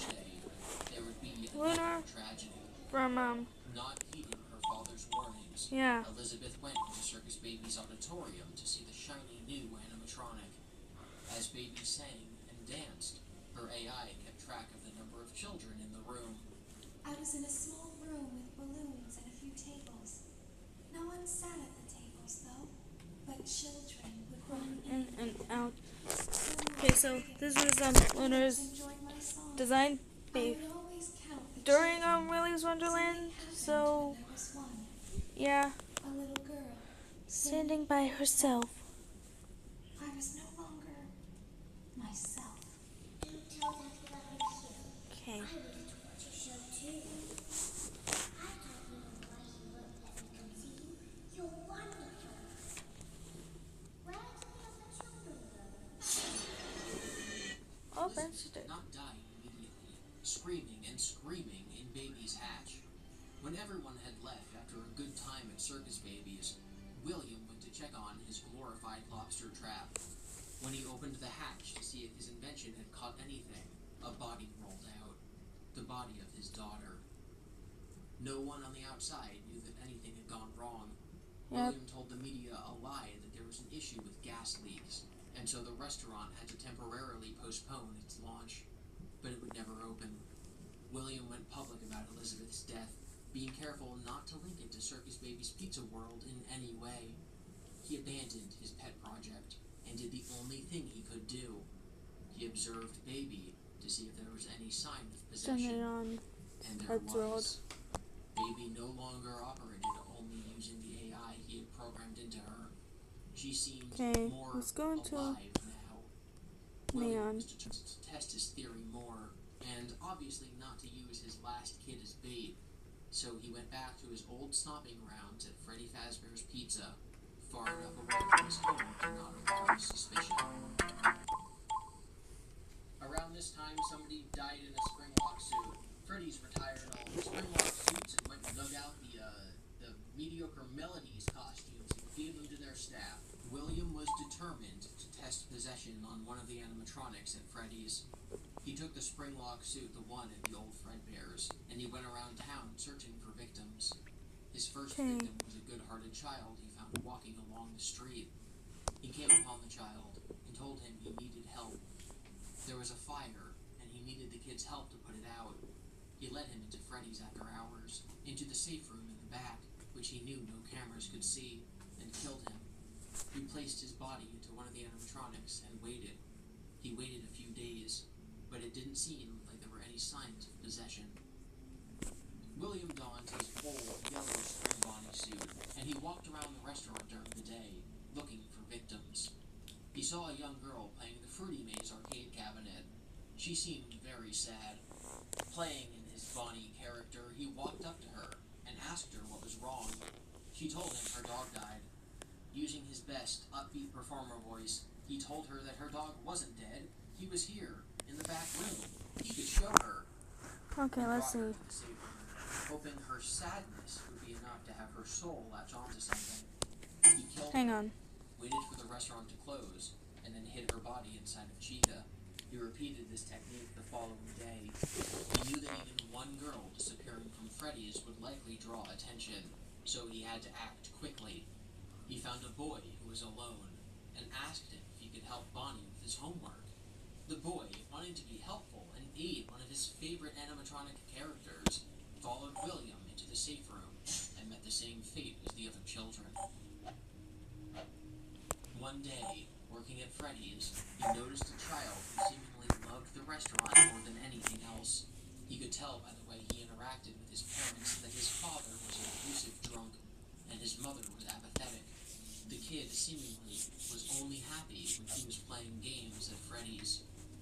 William scouted out where he lived. One night, he took his suit out and walked to the child's house. It was raining, but that's okay. He took out his cloth costume that he wore before he invented Springlock suits. He walked up to the child's window and got his attention. He told him he wanted to take him to Freddy's to play. The kid said he couldn't go outside without his mother seeing him, so William told him to smash the window. He was going to run away from his abusive father and come stay at Freddy's forever. The kid did just that, and he and William walked walked hand in hand to Freddy's, where William brought him into the safe room, killed him, put his body into another animatronic. Nothing happened. It was June, and the school year was fastly ending. Soon it would be summer, and Freddy's would be packed every day. It would be too busy for William to get a kid alone. William stood outside the middle school Mike had gone to, the one Cece and Elizabeth would have gone to if they had lived. He picked a girl out that looked like a loner, a bully type with a mad expression on her face. He followed her as she walked home, unsure about how to snatch her. He wasn't in costume, he was just walking. When she got close to where his car was parked, he thought quickly, opened his trunk, took out a shovel, and smashed it against the back of her head. He placed her in the trunk and drove her to Freddy's. He had to keep her alive for his plan to work, so he kept her tied up and kept beating her unconscious every time she woke up, not letting her die. Finally, when night came and the restaurant closed, William brought her into the safe room. Okay. He figured that the problem with his other failed attempts might have been that the kids didn't die in the suits, just near them. So he placed the girl, Cassidy, he found out her name was, alive and conscious, into the old Fredbear Springlock suit. Once he had her inside, he twisted the spring lock so they'd all open at once, skewering and crushing her and stabbing her dozens, if not hundreds of times. It was a brutal way to die. Her agony was so great, and her anger and hatred for William so strong, that William's plan finally succeeded. Cassidy's soul latched onto Fredbear. Okay, hang on. But the jig was up. William barely had a day to observe his work before the place was crawling with cops. 5 missing kids in a few weeks, 2 who vanished inside Freddy's, a franchise There we where go. 2 kids had died within the last few years. They needed to investigate. They observed security camera footage. For legal reasons, Yep. the cameras didn't show the Okay, scene. so fun fact, Someone in a spring bodysuit leave the safe Ed's room, Road talk is to a actually kid, a part of and my bring them EU back and to stuff. live, then leave again. So that's why you can see that Ed and John is in Management guessed the it was William. It made sense. It was his Piggy suit. series. He knew how it worked. So the next day, William was arrested. But not only could the police not find the bodies of the missing kids, but there was actually nothing tying the kidnappings to William. After a few days of investigation, in which the people around town said they saw a rabid man walking around, and one abusive, drunk, but mournful father said he found animatronic footprints outside his house the day his son disappeared, the police were able to tie all 5 disappearances to the bunny killer, but not to William. They let him go. Freddy's closed down, and 5 empty graves were placed beside a hill, Boba. marked Gabriel, Fritz, Susie, Jeremy, and Cassidy. But little did William know his plan had actually worked perfectly, just not the way he'd intended. The puppet, noticing what William had done, knowing there were children in the suits, attempted to help them by giving gifts from the prize counter. That was its job, to give gifts to sad children. When the corpses didn't respond, the puppet did the Okay, so as you see, he passed I a little did bit of reverence, already a do little bit of life energy from himself onto the children to guide them. this, And one by one, but yeah, the souls of the children started still to some that I evaporate need to do. animatronics. But yeah, I did put my OCs too. Oh hey, look, my baby's alive. Freddy's closed, and all of William's property, the And now you animatronics, can say that were returned to I him. look like Ray. He brought them home and quickly removed the bodies. He hid the evidence, and now he had as much time as he needed. The suits were old and worn out, but the endoskeletons were fine.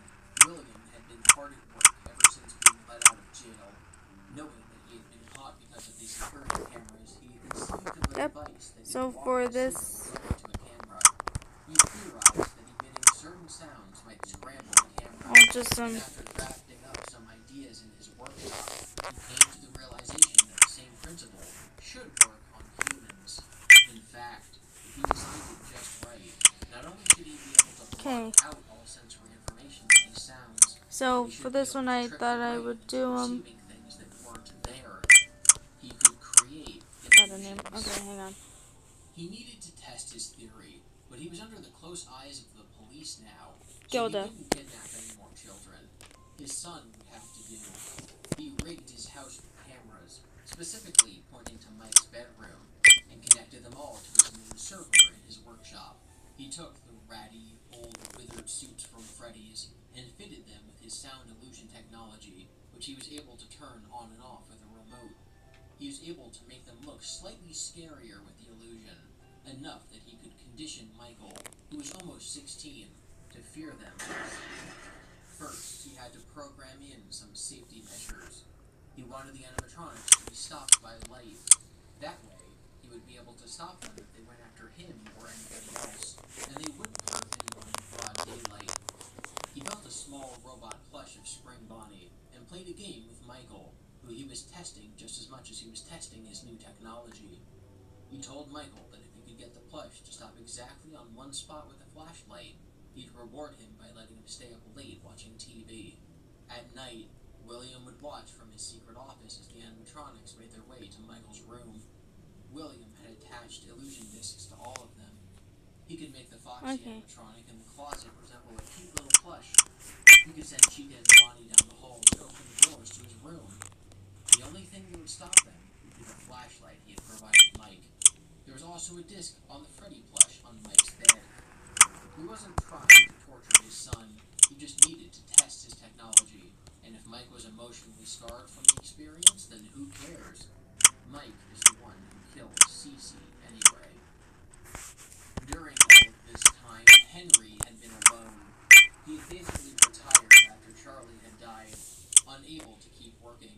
His wife had taken their surviving child, Sam, and had left him, abandoning him with no other family to go to.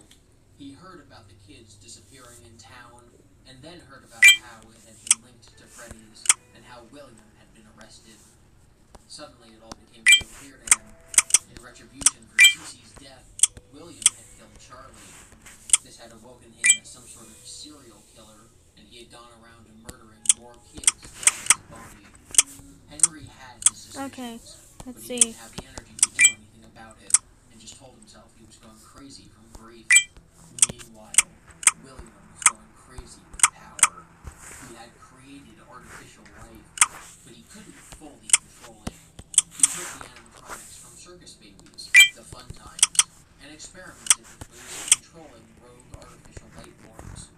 Eventually, Okay, the only thing I had to change was the hair and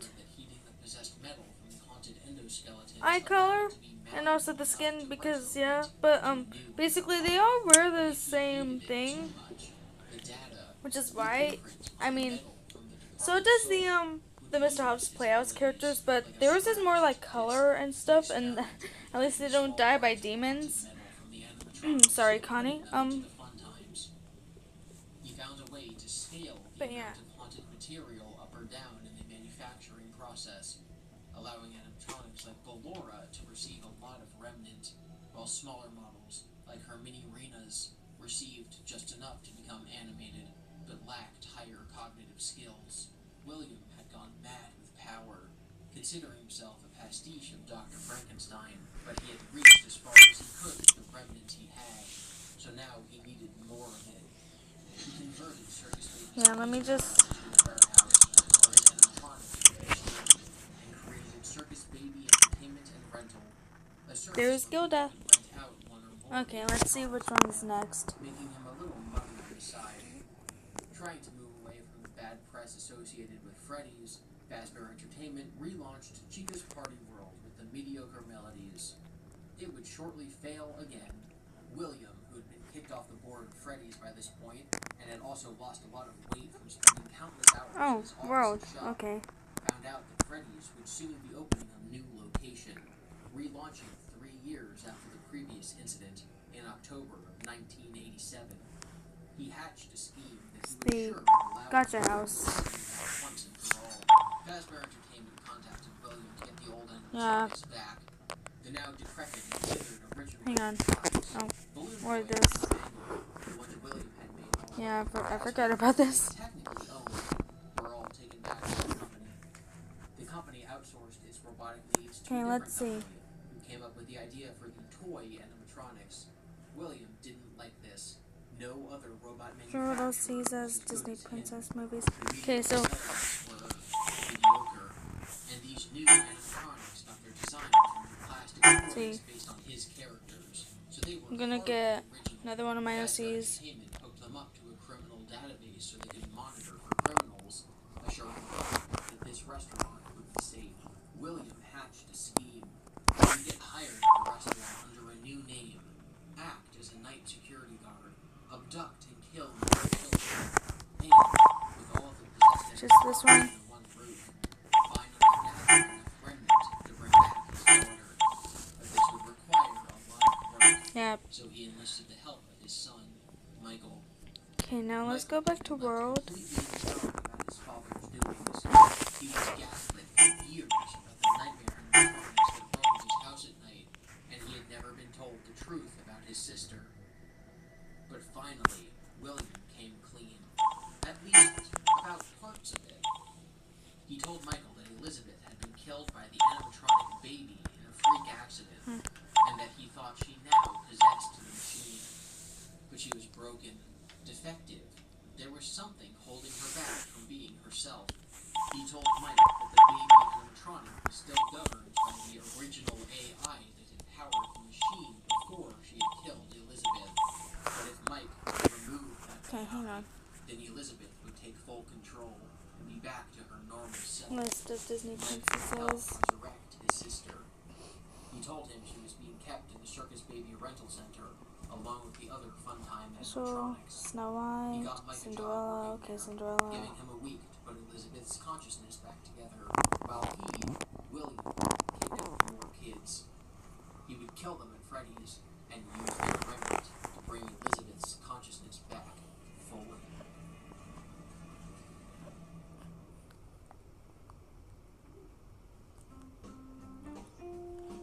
Mike, recently 18, started his first job working at Circus Okay. Baby's Entertainment. Cinderella. He found Ballora, Foxy, Freddy, and Baby, who seemed to think he was different than the other employees.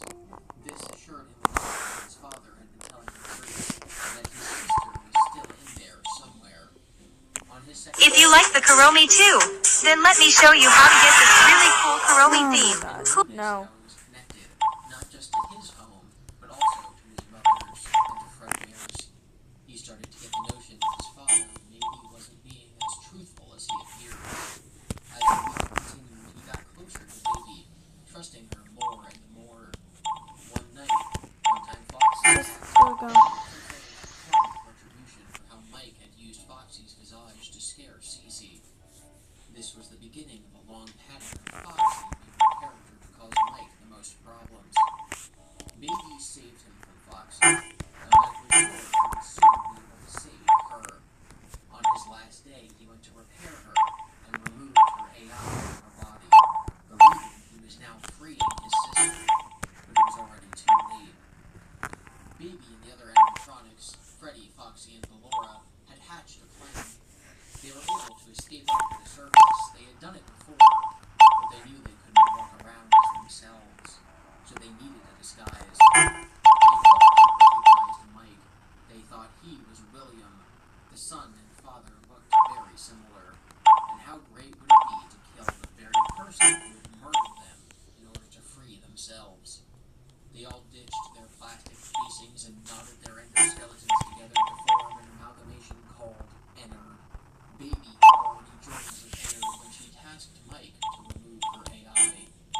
He was doomed before he even started this task. They tricked him into entering the scooping room.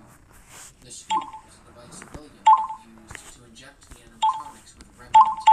It was what allowed him to scale the amount of remnant per Okay, animatronic. let's see. Scoop stood for scalable creation of ulterior presence, but it always left some residue on the end of its massive claw. And gutted Mike, tearing out his insides and allowing room for the giant animatronic to enter his body and walk around inside him, like he was its casing and its costume. But the remnant on the scoop kept him alive, healing him with every bone-breaking move the animatronic made. Michael had no idea that while he was working Circus Babies, someone else was there with him. The endoskeleton from Fredbear had freed itself from the costume before it was shipped back to the new Freddy's location. It found its way to Circus Babies Entertainment and Rental, following and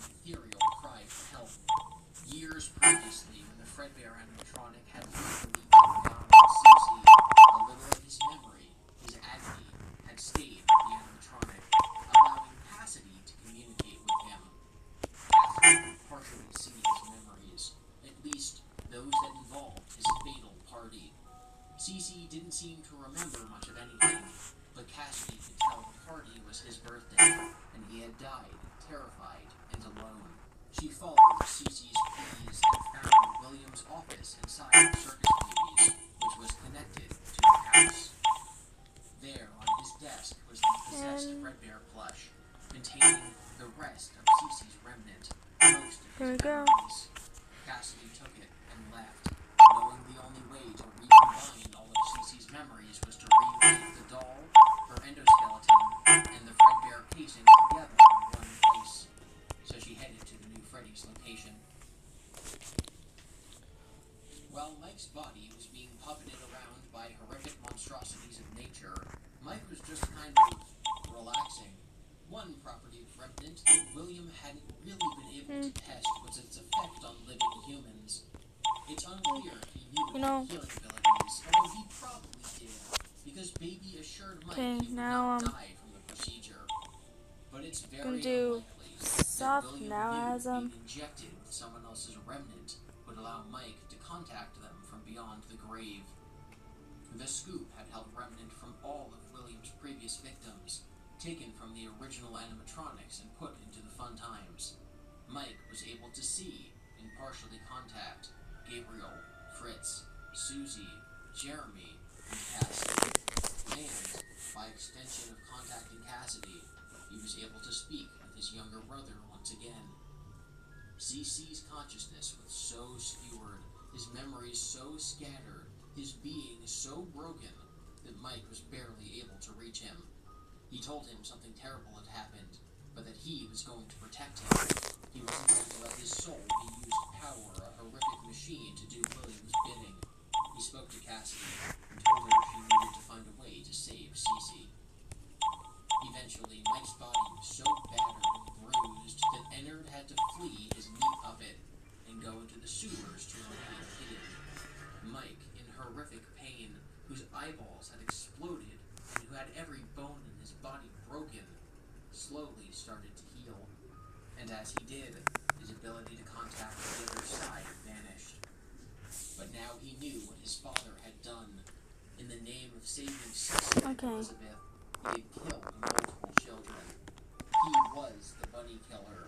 He had created these machines to kill more kids, and would likely do it again. Mike wanted to save Cece the right way by letting his spirit go. The animatronics inside Ennard, now one in the sewer, got into an argument. As the presence of the baby AI slowly left her endoskeleton, Elizabeth's consciousness began to take more control, and she wanted to help her father dutifully. But the other animatronics, who of course were innocent children William had killed, didn't take kindly to that. So they split apart, with Baby left to piece herself back together, and Ennard heading back to Circus Babies to find more parts, eventually becoming the animation known as Molten Freddy. Meanwhile, William had accomplished his life goal. He had found, kidnapped, and tortured new victims, and had slain them in an effort to gather more remnant. But what he had never learned, and hadn't been counting on, was that the puppets wanted vengeance. He had sent the Freddy animatronic after William, who realized that the puppet's control over the animatronics was greater than his own. He quickly cleaned up the restaurant and hid the bodies, but realized too late that he had been kicking a hornet's nest by returning there. These animatronics were angry. He demanded, of course, that he be moved to the day step, so he could keep watching the animatronics during the day when they were less active.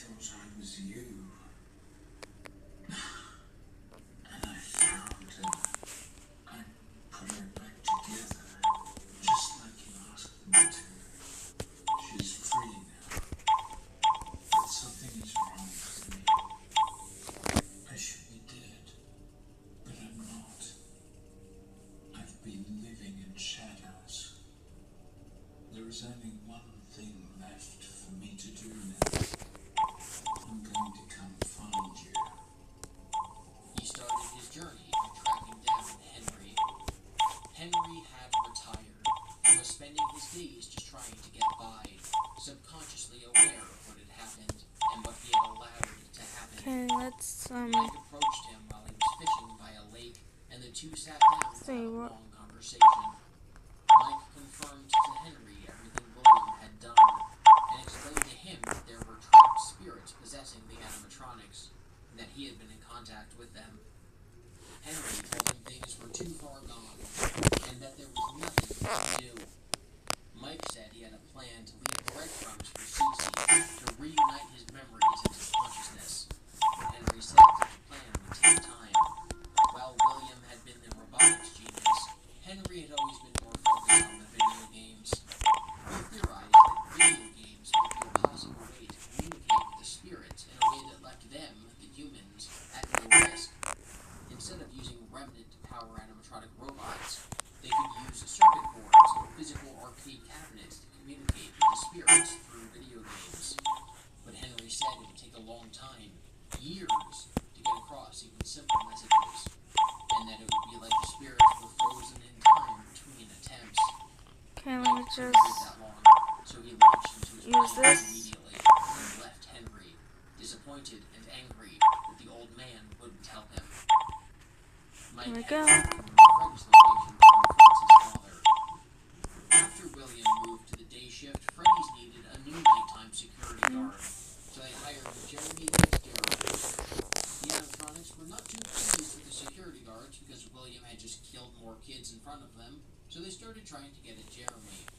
After a few days of investigations, the local police traced these new kidnappings to the new Freddy's. After the new information about the disappearances was entered into the criminal database, the toy animatronics were suddenly on the lookout for a criminal. The small amount of soul introduced them by the parts taken Since from there's like the the blue dress and the pink dress, I'm programming made them significantly more doing aggressive. both. William knew that he had been found out, so he fled, going home to discover that Mike had left him a note saying he knew everything and that he was going to come after So him. that's the pink William one. then disappeared, knowing his son would testify against him, and there was no getting out of it this time. This one is Freddy's was going to be shut down, but they had one last party already pre-planned on the books. For his last day, blue one. Jeremy was transferred to the day shift and told to stand near the animatronics to make sure that things went smoothly. Phone guy reached out to Henry, knowing he was one of the founders of Fredbear's Family Diner, to talk about the incident. Henry, still reeling from his conversation with Mike, knew now that he had to do something, and if Mike was going to be too brash and stubborn to play the long game, then he would have to do it himself. He started to program games in an attempt to contact the other side, and Okay, eventually he found Cassidy. Jeremy's last day was not pleasant. During that final party, Mangle decided he wanted to stop the security guard menace once and for all, and so he took a big bite out of his forehead, completely detaching his frontal lobe. Jeremy survived, but lost most forms of higher cognitive function. Had the security guard actually been William, this would have been karmic justice. Being confined to bed forever with his memories scattered, like his victims who were trapped in the machines. But it wasn't. It was an innocent bystander who was caught in the crossfire. That night, after Change that to like a Cassidy darker noticed the bite of blue. 87, This. Mike got hired at Freddy's There we using the go. alias Fritz Then Smith. this. He got through the night by fending off the extremely agitated animatronics. And once Dave came around, he started... Why does your keyboard still look like this? When you can actually have something like these. that day, setting him loose out into the world with no way of finding his father. Fazbear Entertainment was not doing so great after the restaurant they had just poured a fortune into was tied yet again into more disappearances, and had to immediately be closed down after a security guard had his brain bitten off in front of a bunch of children. So they downsized. They scrapped the toy animatronics and moved their equipment back to the first Freddy's location. They scrapped Mangle too, for good measure. Henry, the animatronics, started using their remnant to get a better and faster way of contacting the spirits. He used the remnant in Mangle and slotted it into pre-existing game Mangle's Quest, altering the code to allow contact with Okay, whatever. child spirits. Okay, yeah. He did the same with Toy Chica and even Balloon Boy. Eventually, he started making his own games from scratch to communicate with Cassidy, telling her the story of the Afton family.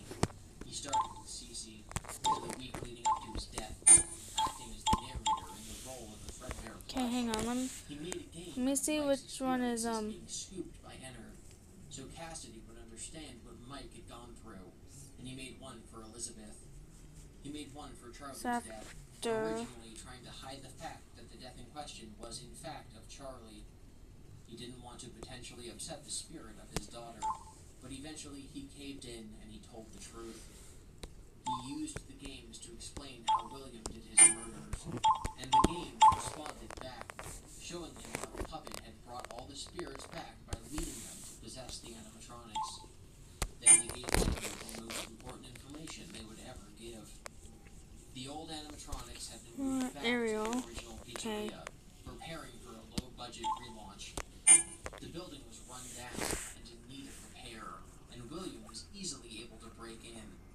Using his illusion discs, he lured the possessed animatronics back to the safe room and disassembled them.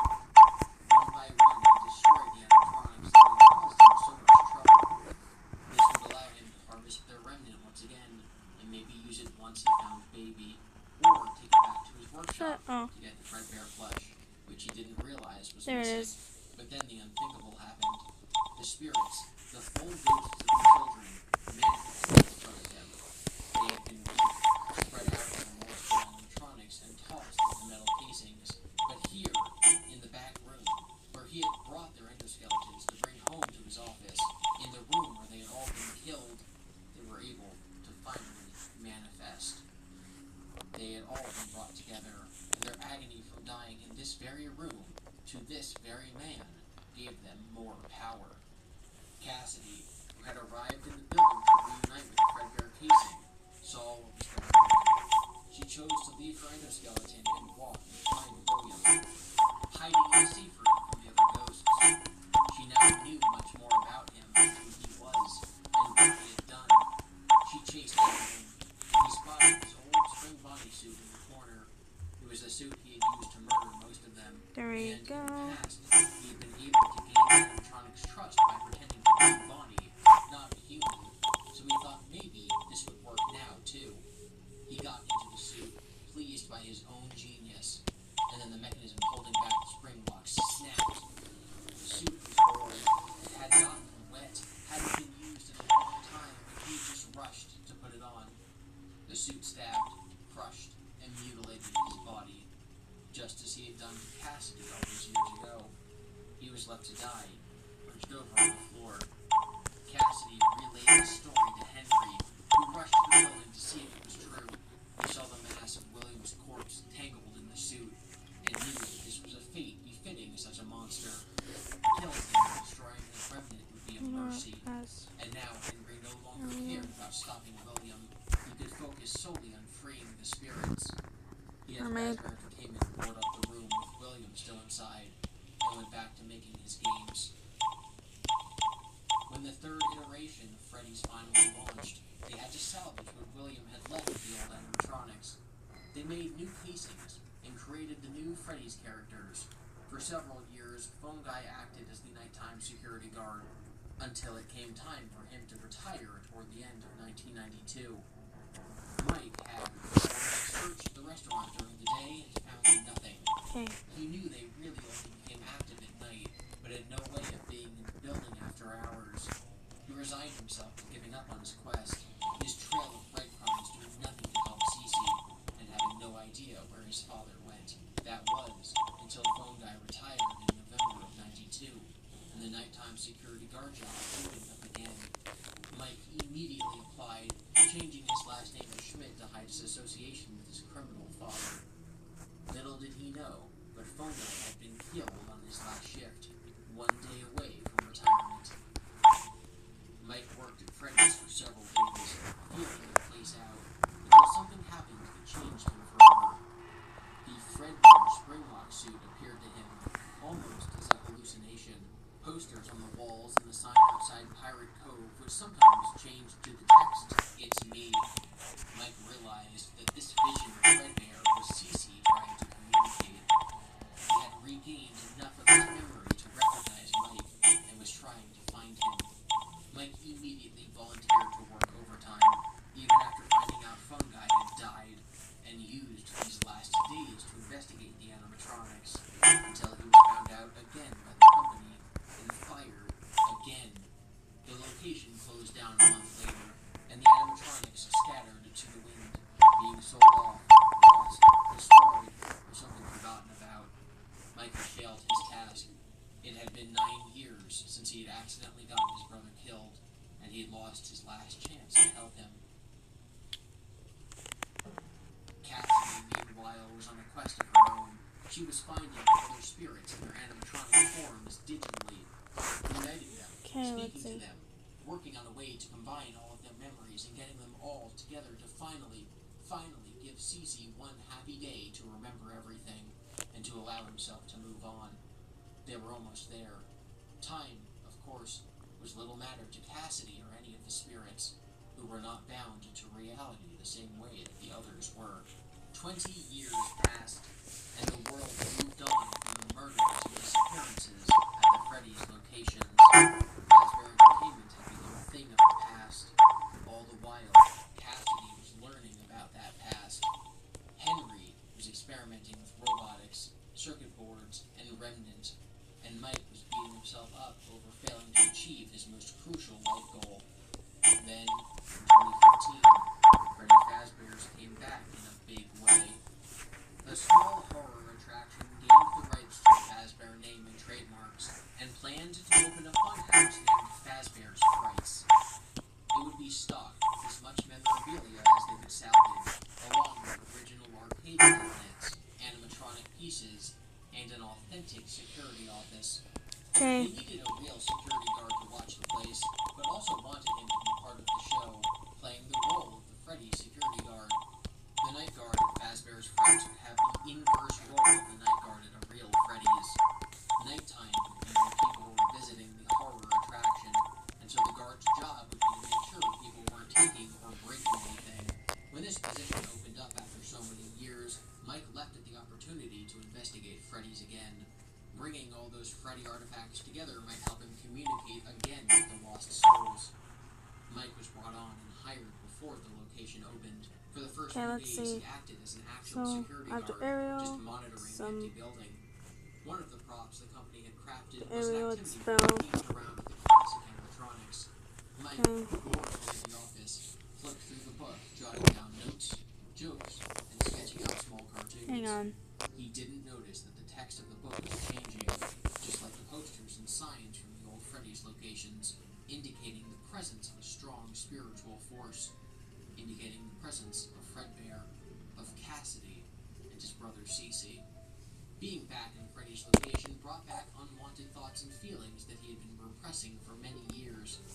He tried to tell himself that Cece's death wasn't his fault, but he knew deep down he didn't believe that. He started having nightmares about the way William tested his technology on him as a kid. These culminated in a dream about an animatronic. So for this one, I'm only doing my 5 main OCs for this one. Both animatronics that had killed his siblings. Yeah, I know there were more Disney princesses, but basically, the first main 5 OCs is, obviously, Snow White, me as Snow White, Tanko as Cinderella, Soft as Aurora, and Luna as Ariel. And finally, after several decades, Let's see if this one works. free. Or more accurately, Springtrap was free. Never mind. Much like a baby before him, William was partially bound by the confines of the animatronic's suit's artificial intelligence. When Spring Bonnie was in suit mode, it was just a costume being worn by a performer. When it was in animatronic mode, it was programmed to follow the sound of children, so it would always be in the main party area. William had been killed when the suit's animatronic mode was activated, meaning he was bound by the AI to follow the sound of children with limited free will. Inside the previously sealed safe room were also some of the guy's recordings from back in the days of the first Freddy's location. Basically, anything to do with spring-lock suits were tossed back there to hide them from employers. The operator of Fazbear Frights thought it would add to the ambiance to play these recordings during operation hours, not even giving them a listen first. With the opening of the attraction still at least a week away, the owner contacted Mike to tell him what he had found. We found one. A real one. Mike, who had no idea what the fate of his father had been, didn't know at first that the animatronic that had been brought into the building contained his father's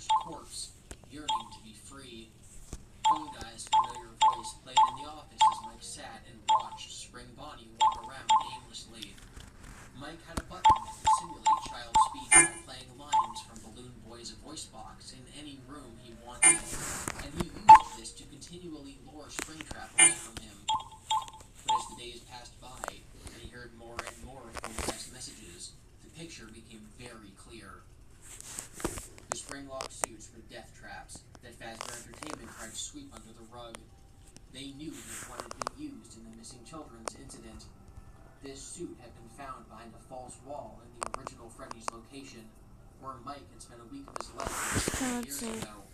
Suddenly it all made sense. His father hadn't finished, starting a new life somewhere, having gotten away with his crimes. He had been hoisted upon his own petard, killed by a spring-locked suit, trapped at Freddy's. When Spring Bonnie came close to Mike's office, he could see the rotting flesh inside the fur casing. He could see his father's skull behind the mask.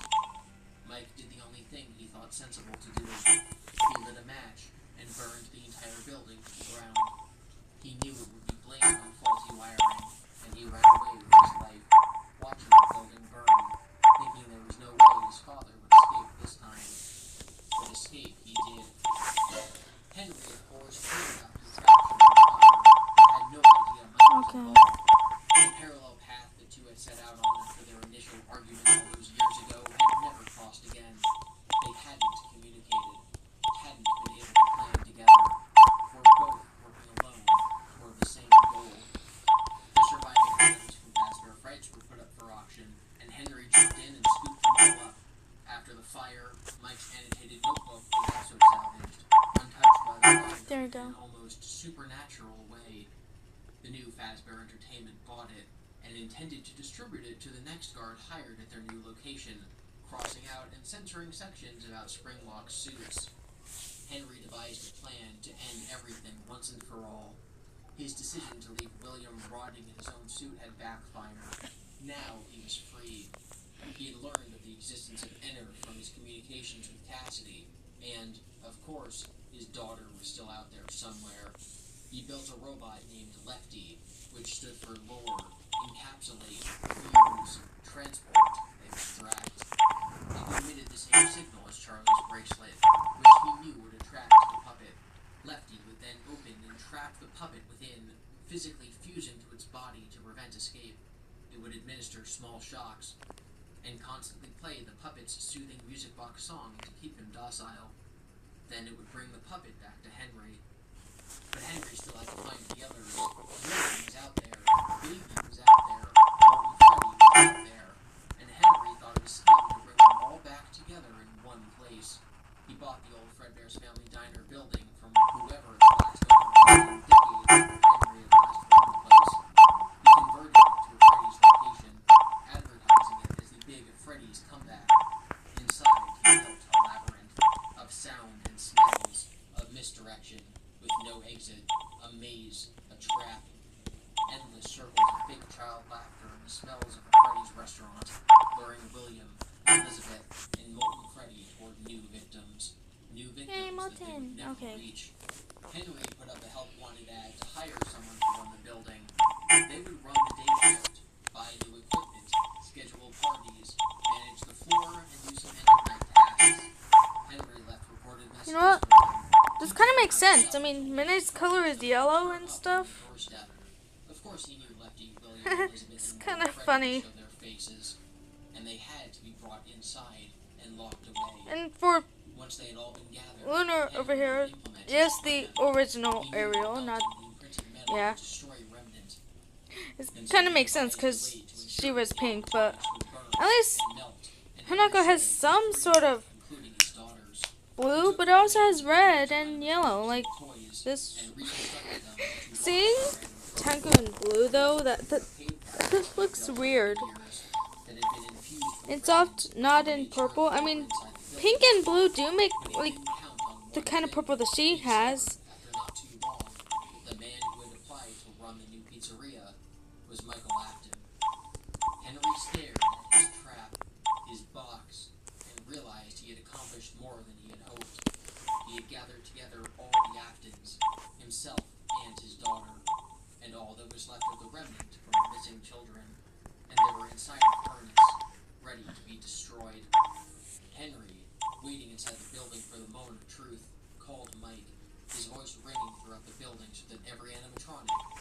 soul could hear him. You have all been called here, into a labyrinth of sounds and smells, misdirection and misfortune. A labyrinth with no exit, a maze with no prize. You don't even realize that you are trapped. Your lust for blood has driven you in endless circles, chasing the cries of children in some unseen chamber, always seeming so near, yet somehow out of reach. But you will never find them. None of you will. This is where your story ends. And to you, my brave volunteer, who somehow found this job listing not intended for you.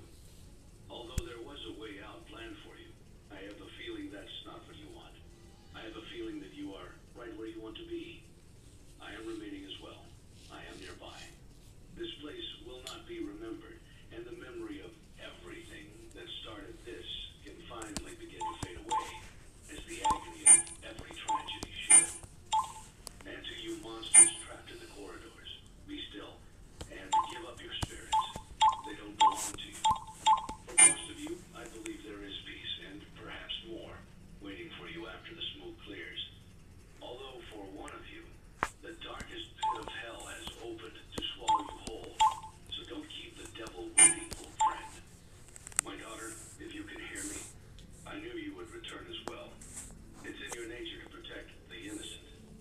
I'm sorry that on that day, the day you were shut out and left to die, no one was there to lift you up into their arms, though you lifted others into yours. And then, what became of you? I should have known you wouldn't be content to disappear. Not my daughter. I couldn't save you then. So let me save you now. It's time to rest for you and for those you have carried in your arms. This ends for all of us. The restaurant burned down, destroying everything inside. Henry had written a will to make sure that Fazbear Entertainment would be dissolved upon his death. And the entire history of the company, beginning with William's jealousy of Henry and the accident. Got too much garbage on your phone. Okay. Please clean up now.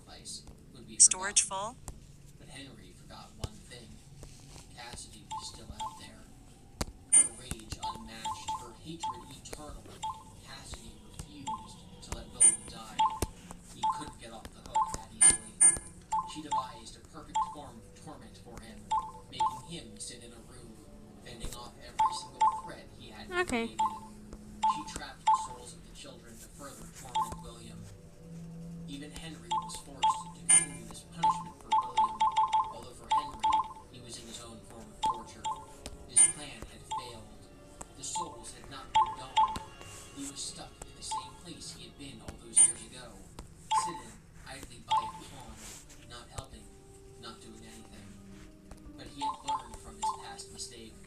When Cassidy came to him, meeting him for the first time after their years of spiritual communication, Henry didn't take on the passive role he had had when Mike came asking for help. He told Cassidy what she must do. Leave the demon to his demons. Rest your own soul. There is nothing else. Cassidy had the choice to stay and let William fade away, or to symbolically harm herself in order to return to his torment, as if guiding her back to him, like the sounds of children that guided the animatronics there against their will. Cassidy could hear William's screams.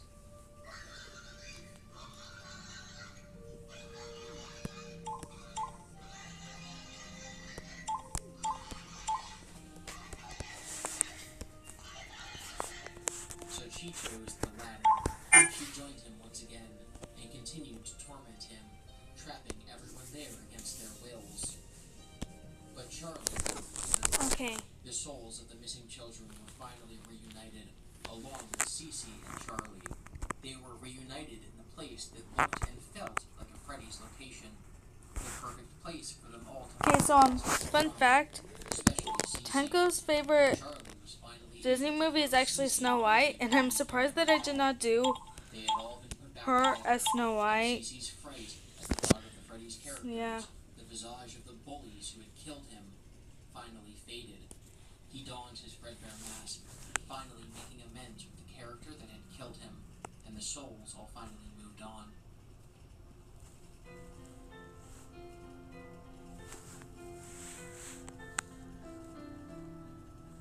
Cassidy no longer had leverage over William. No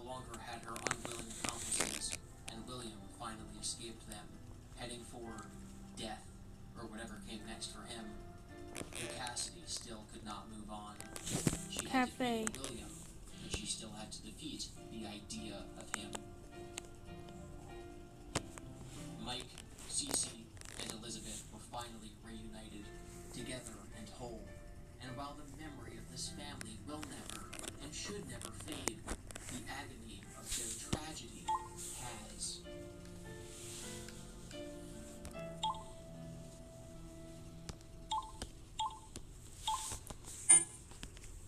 Have you ever heard of Among Us, Gregory? You need to vent.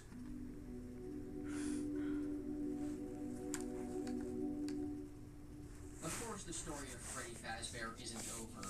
After Fazbear Entertainment dissolved, Fazbear LLC took its place. This new company and its shady CEO hired an indie game developer to make horror games about the legends of Freddy's in order to discredit them as creepypastas and rumors, as well as to now legally own concepts such as Springtrap. We know that Fazbear Entertainment has developed something of a bad reputation over the last few decades. And while it's true that some stories associated with our name were loosely based on actual events, the majority of them were total fabrications from the mind of a complete lunatic. Lawsuits pending. They then killed this developer and pretended that he was some crazy guy. They began construction of a mega pizzaplex, covering the location of the original Fredbear Diner, Circus Baby Entertainment and Rental, and even the old Afton House. They released a virtual reality video game, started their own animatronic rental service, and successfully ran the pizzaplex for many years. The good name of Freddy's was safe. They had rebooted the concept and given it a glossy coat of paint. And we'll end on the high note. Okay, yeah, here we go. That nothing bad ever happens at Freddy's again.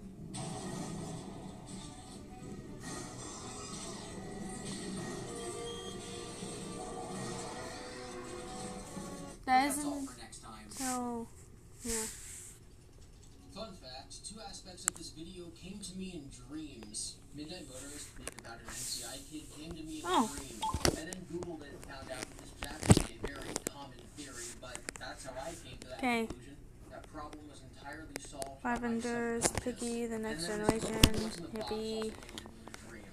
In my bedroom, I have multiple trunks that kind of look like the box in FNAF 4. And in my dream, I got up and I opened the box, and inside was a picture frame of like a stereotypical white suburban family from like a sitcom. And when I woke up, I was like, that's what's in the FNAF box! As I hinted throughout this, I don't know how long it's going to end up being, but it's currently 141 pages, and the audio is over 7 hours long, so that's great. But as I hinted through this extremely long video, I do intend to cover the Pizzaplex era of the FNAF series once it concludes. And I'll probably make a video about the movie as well. I'm going to get to see it a day or two before the general public, so if you want my non-spoiler take on that, make sure you follow me on Twitter at GIBI_Devin. I love FNAF, and I have ever since it came out. I remember I read some headlines about it back in August Here you go. 2014, but my first real introduction to it was It's watching my here favorite YouTuber now. do a live stream of it. So I want to give a shout out to Penny Austin, because technically I might do more characters after, but yeah. Danganronpa. Okay, Ultra. What's Ultra now? Okay, let's see. Is Ultra still Danganronpa, or is it Ultra? And of course, I want to thank every YouTuber whose videos I watched while I was researching this monstrosity. Now, a lot of ideas I put forward in this video are very controversial, so I do not want you to go to your favorite FNAF YouTuber and say, you don't believe in multiple. So you come my zone was here, okay. I don't want to imply that those people agree with my points, but I do hope anyone that stuck around this long through the video is now interested in the topic and will go and check these people's channels out. There are multiple channels that are phenomenal that just cover FNAF lore. Of course, I have to start with MatPat, the originator of the entire internet subculture that is the Fredbear jumpscare. But it's not just Matt over who does the research and writing and the editing. He has a whole group of people. So not just MatPat, but the entire game. Here you go. I want to thank everybody who's Say Kamizono from Danganronpa. ID's Fantasy, Ozone, Trigger and Sire Schwartz. Happy Havoc, I think. Favorites, Not Real Name, Not At All, and Impulse 737. I would especially like to thank my patrons who have stuck by me for the last 5 months of me not uploading any content. So thank you, Sophie, Lauren, Just That Spark, Am Hidden, Tanner McCoolman, Jinx, Jose, Snarly Whirly, and Blue Coon. And thank you for watching. If you like this video, please subscribe. I cover a lot of random topics in as much Ultimate depth as I Trouble can. was Make sure to be nice to each other in the comments. Total Consider supporting Drama. creators you admire, and never lose sight of the things that are important to you.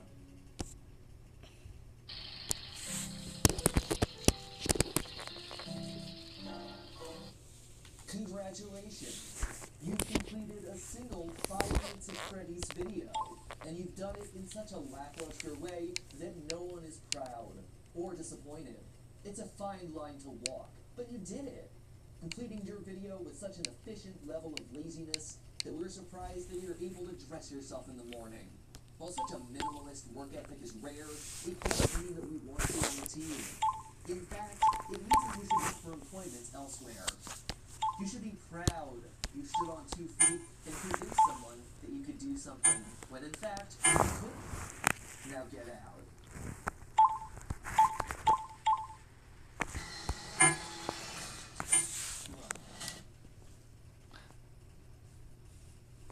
It will not work, so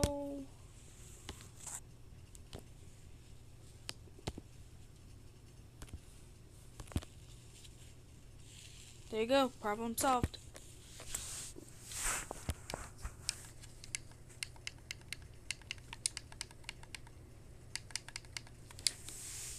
Okay.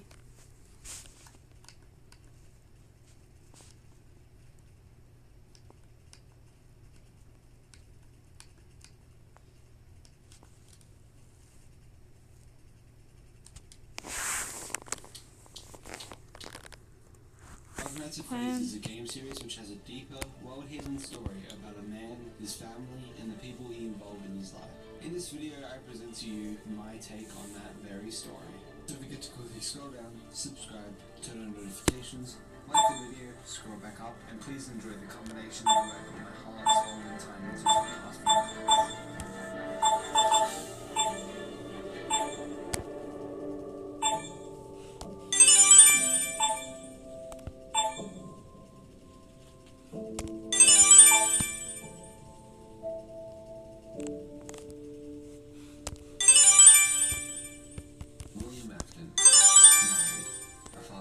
Children, Elizabeth, Evan, and Michael, began a business with his good friend For the last time, Mary, Sissy. a father of 2, Charlotte and Sammy. Their business name was decided to be Fazbear Entertainment, and together they opened up a small restaurant called Fredbear's Family Diner, a regular diner filled with dining and party rooms. The diner's main purpose was for children's birthday parties, as they knew that's the way to profit. It might as well have been a pizzeria though, as their menu was mostly filled with a variety of pizzas and cakes for all customers to enjoy. But, unlike any other restaurant, this was run by 2 little geniuses, probably the smartest in the world. Pretty Yeah, so genius it would have to go okay, Piggy X Pretty Cure. Let's see. That's the wrong one. Okay. Through the roof, and unknowingly to them, and an idea that would shape the future of both their lives forever. The idea was put into motion almost instantly. Their creative minds wouldn't allow for hesitation. Okay, let's see. It was time. They were ready for business and destined for success. William and Henry created 2 Springlock suits that they could wear and serve customers in. But the suits could also pass as animatronics to perform for the customers on the stage. These 2 Springlock suits would end up becoming the main attraction of the diner, and the 2 suits would draw the names Fredbear and Spring Bonnie. Business was booming. The 2 were receiving money from all directions. The parents loved the place. They could just chill back and eat some pizza while their children ran around and admired the animatronics. Children flocked to the diner daily to see the Springlock animatronics. If someone wanted a birthday party, this would be where they went. Due to the success of Fredbear's, a sister location. Okay, the only one we're gonna do for this one is Hanako. So yeah. These 4 became really popular really quickly, so they ended up selling masks and merch to increase their revenue. But business doesn't change a man's mentality. William after married, father of 2 children, and thanks to Fredbear's a wealthy man. But however his life was, he was a really good man. Abusive, destructive, and cruel. The one reason he is where he is today is because he is smart and a strategist. The money did nothing but grow his toxic and dangerous personality.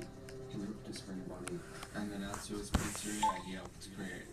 And upon scanning the crowds, he put on his Spring animatronic suit with a stable plan and unstable man. Tonight, 5 children will have a birthday party they will never forget and never let go.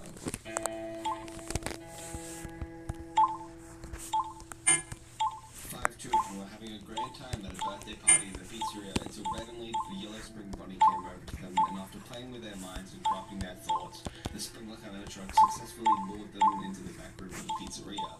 Unknowingly to these children, their party would end prematurely, as upon being alone with the 5 children, William pulled something from behind his back. The children were ready for a surprise he told them he had, the surprise they wanted, and the surprise they got. The knife William pulled out from behind his back and through the children's bodies. He went on a murdering spree, murdering all of them in a short amount of time. William knew exactly what he had done. The psycho gained satisfaction from this event, from the torment he had just given. But the cops would arrive soon. Their parents would notice their children missing. He had to do something to cover his tracks. But how? While thinking of options, he stared at Fredbear and the 4 main animatronic suits him and Henry created with endoskeletons to be fully automatic, as manually wearing the suits and serving customers was becoming too much, as they had to cook, take calls, requests, and it was all getting too much for the 2 of them. So that's why they made the endoskeletons in the first place. The animatronics looked like animals, with a brown bear, blue bunny, yellow chicken, and red fox. But to William's luck, the suits were open and empty. William grinned, knowing exactly where he would hide the evidence of this murderous event, which causes Freddy Fazbear's Pizzeria to close down. FBI, open up! Police stormed the building after several calls, not knowing their children's whereabouts, and FBI, open up! Police were scavenging, searching every around the building, in all the rooms of the island, asking everyone that they knew, trying to piece together anything they could, until they couldn't find the children's bodies anywhere, and they quickly found out no one knew anything. The children who were just having the best party of their lives vanished out of thin air from the diner. William became a major suspect. Without any bodies nor proof, they couldn't charge him. This quickly became a missing children's incident. Satisfaction, exhilaration. That's what William felt after the murder spree and getting away with it. His mind ran wild with ideas. What if he made suits specifically to contain people inside them? Not Springlock suits like him and Henry used. The animatronic suits, but with enough space to fit humans into them.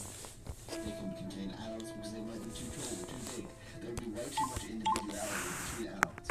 With children, most of them would be the same height, same size. A little bit bigger wouldn't be too much of a problem since they would still be rather small. William already killed 5 children and knew exactly how to rule them out. So he knew where to go next. With the goal of capturing children in love, he made a new animatronic, Circus Baby, a blue-eyed, red-hair clown animatronic with an inbuilt scooper to grab, pull, and entrap children inside of itself. William adds that She can dance, she can sing. She's not a in the tank, translating balloons right at her fingertips. She can take solar forests. She can even dispense ice cream. With the perfect creation and a long talk with Henry, William opened up a small restaurant on the side under his personal business name, Afton Robotics, which would sell the same food and drink as Fredbear's, but with the addition of ice cream. And with this, Circus Baby's Pizza Wall opens. William programmed Circus Baby so she would not kill or trap in front of crowds nor with adults, but only in a one-on-one situation with a child.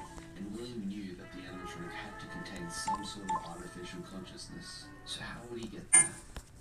William's wife and children would occasionally visit the 2 locations, admiring William and Henry's work. Animatronics were unique, creative, and unheard of in this day and age. Evan liked to watch William work on the animatronics, and would regularly watch William work on the 4 animal suits, which Evan actually got early access to plush copies of. Elizabeth Afton, though, she desperately wanted to see Circus Baby every time she visited. It looked like her, and it was the first girl animatronic that had been ever made, with the others being Fredbear and Spring Bonnie, which were still working at Fredbear's family diner. William always said no to Elizabeth. He knew deep down that Circus Baby would recognize his daughter as a child and would quite possibly kill her. Elizabeth kept asking,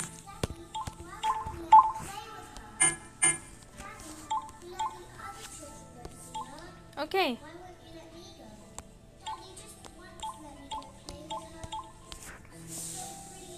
here's Hanako Yukishiro as Robbie. Yippee! Oh, and then there's Mayu. Yeah, she ugly. No. Also, Mai is William took no risk. His own daughter dying to his creation was not an option on the table. So he always took Elizabeth away from the animatronic and distanced her from the clutches of Circus Baby. But one night, let's see. while William was busy in the people coming into the restaurant, Elizabeth snuck away from William and went to finally see Circus Baby. Stubbornness, ignorance, and arrogance. 3 words which would perfectly describe Elizabeth's actions as she headed towards the animatronic. Circus Baby watched this little girl run with excitement and started to dispense ice cream, a luring tactic, something she had never done before.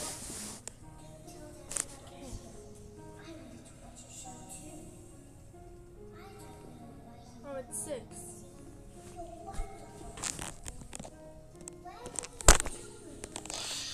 From Yoon to 6. A moment of realization. Elizabeth died as a direct result of William's actions. She was inside Circus Baby's suit. Her scream was covered by the children running back into the room in excitement. William came with his body of children along the moment. He looked around and remembered Elizabeth's Yeah, okay.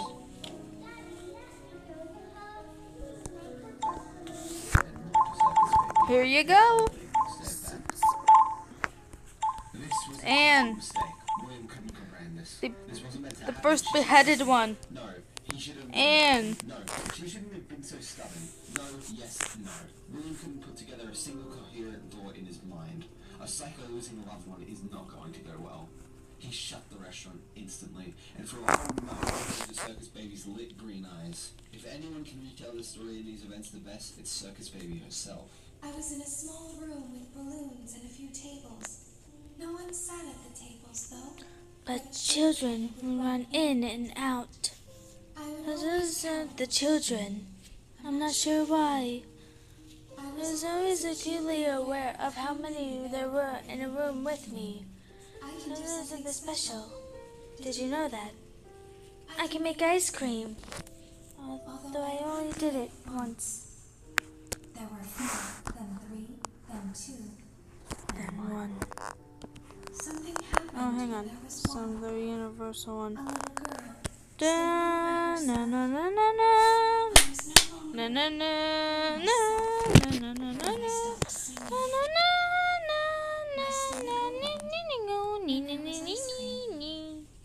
I couldn't move. At least, not until she stepped closer. There was screaming Okay, for a moment, so fun but only for a fact. moment. Oh yeah, I forgot about Children this. rushed in again. Yeah, these are all the characters that I Over the made. sounds of their own But yeah, another excitement. fun fact. I still hear her sometimes. Why did that Before happen? the characters,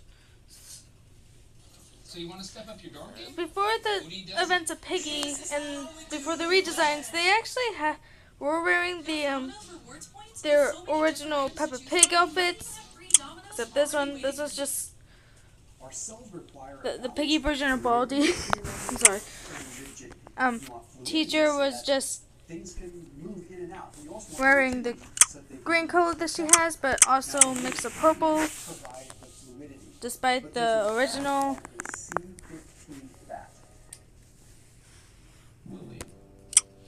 And this is a Daisy. Yeah.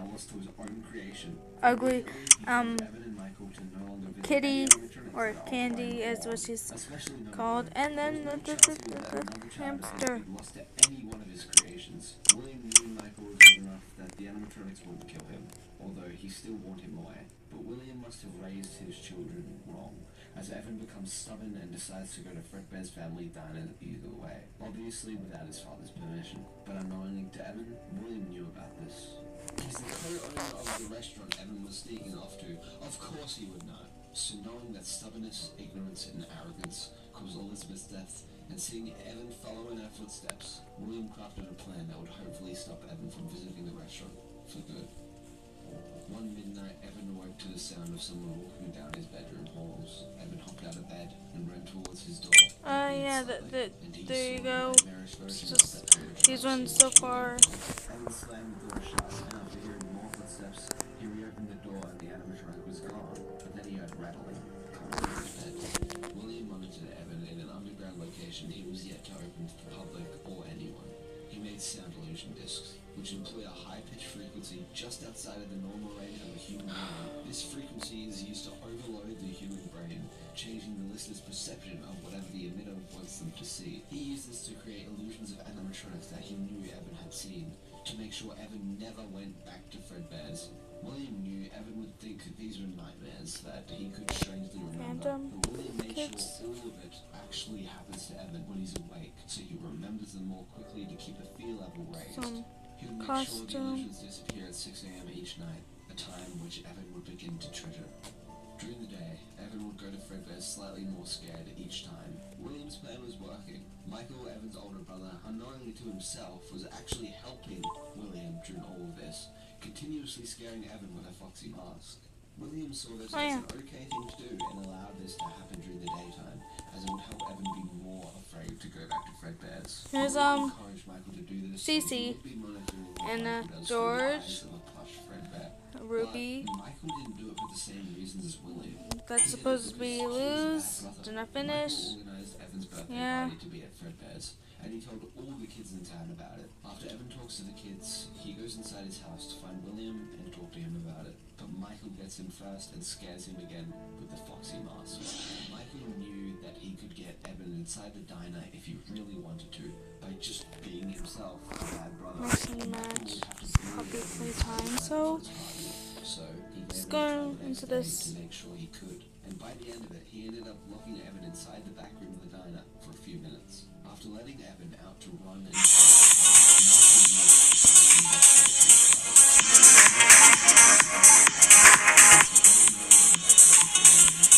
so Michael thought for a long time and planned his next moves as the night fell.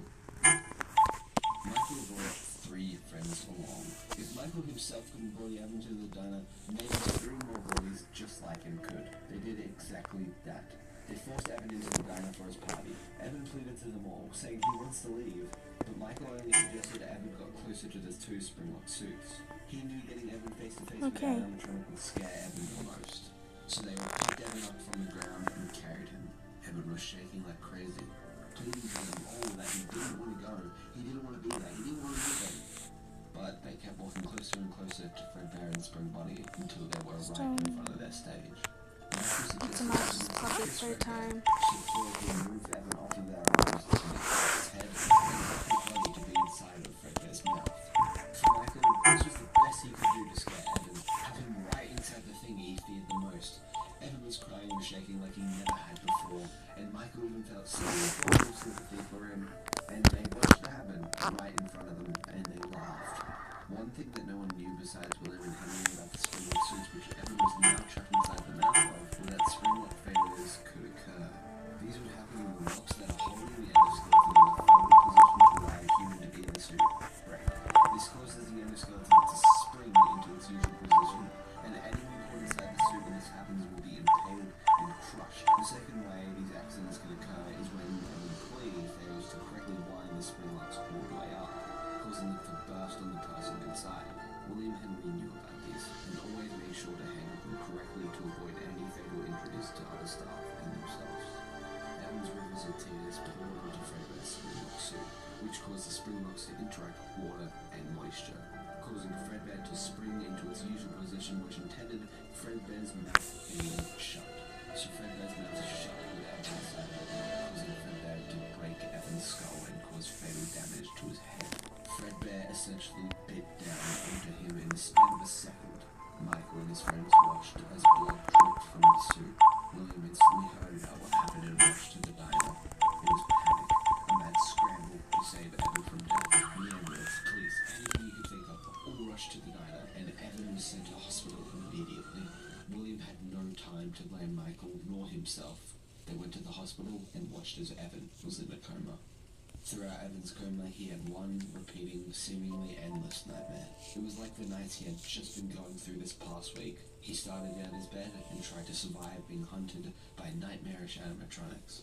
This was different. Every other usual animatronics would be was something he had never seen before, something he feared the most, and something he was changed by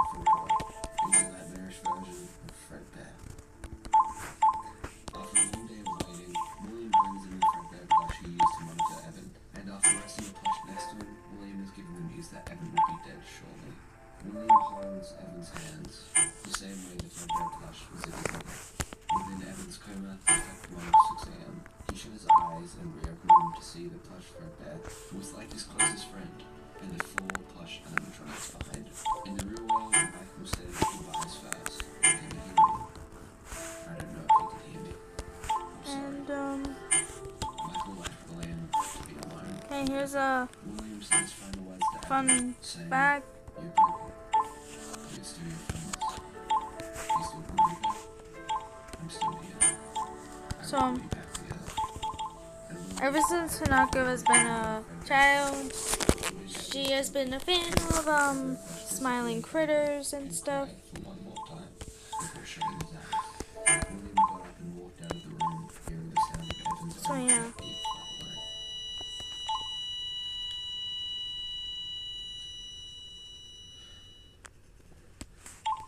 Fredbear's family diner closes instantly. The police still suspect William for the missing children's incident, which There you go. causes Henry to consider Hanako cutting from ties with William my, while continuing my the Fazbear brand. OC William has in lost Poppy 2 of his Playtime. children to his own creation, I'm too lazy causing his wife to become to emotionally be. unstable, leaving him. And with all of this, William begins his descent into madness.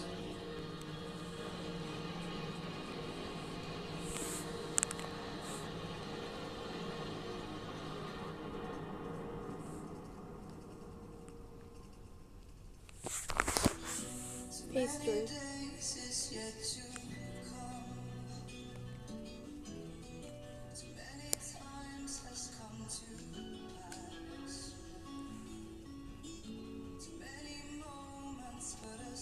Pastry is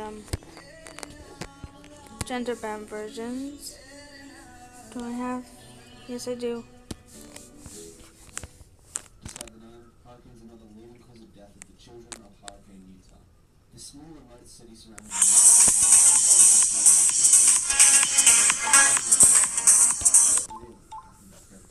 where did all those children really go? Most importantly, what's next? The Hasberg is the same.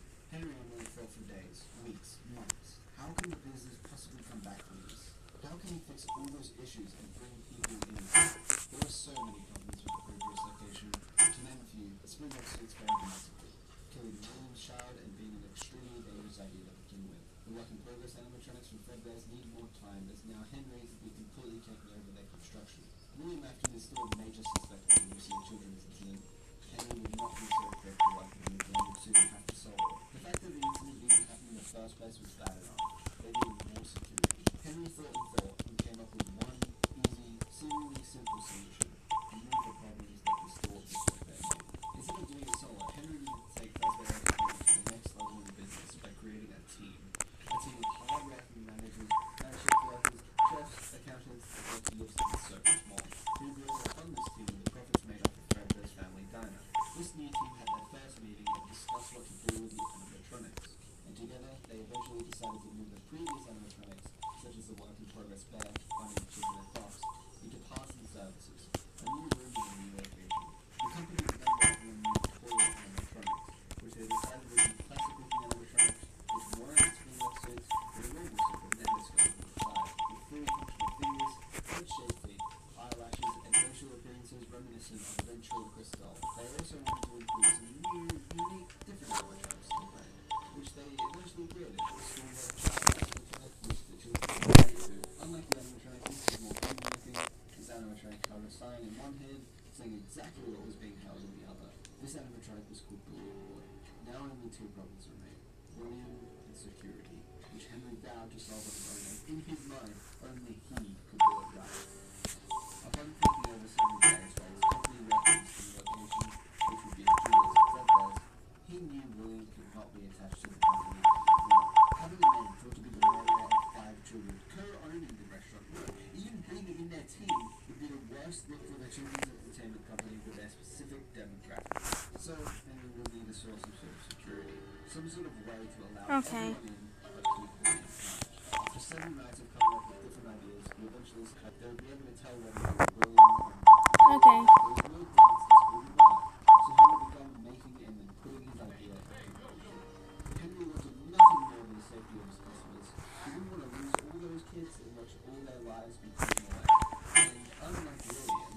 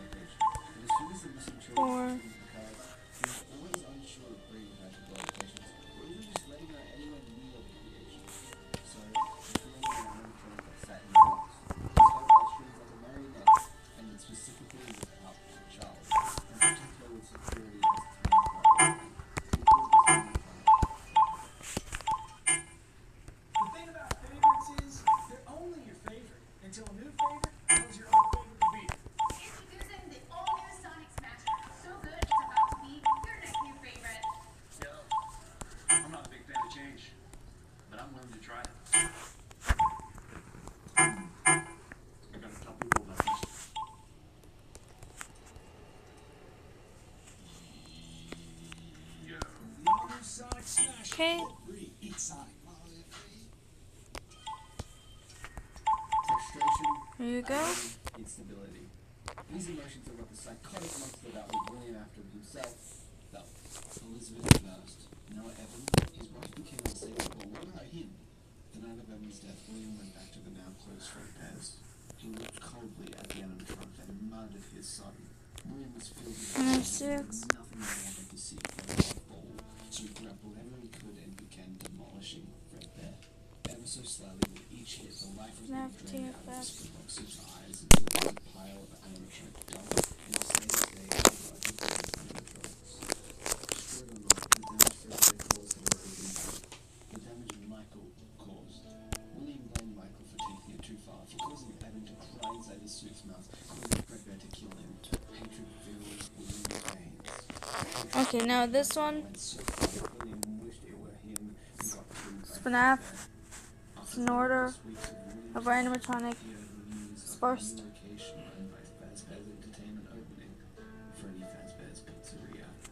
Hang on. William thought he paid for what he did to those kids with the loss of two of his own, so maybe now he would have some luck. This was his chance at a comeback, a possible distraction from everything, an escape from the pain and a glimpse into the light.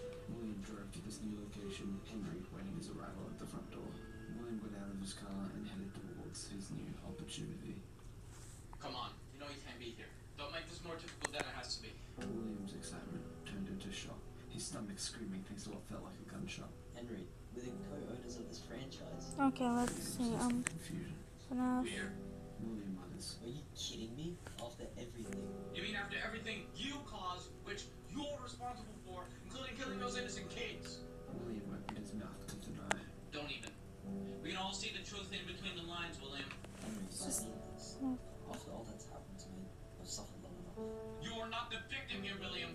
I started this shit from scratch, with my bare fucking hands. I'm not risking you tearing all that hard work down and hurting more innocent people. William expresses to Henry that Business will fail without me. I need to come back. and without hesitation, Henry sends William away once more. Please. Please leave the premises, friend. Okay, so.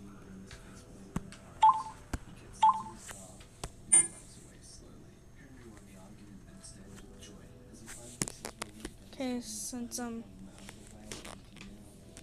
So here's a fun fact. Since the second episode of season 1 FNAF Pizzeria Simulator thing, Midnight was actually found in the vents the same time as Molten.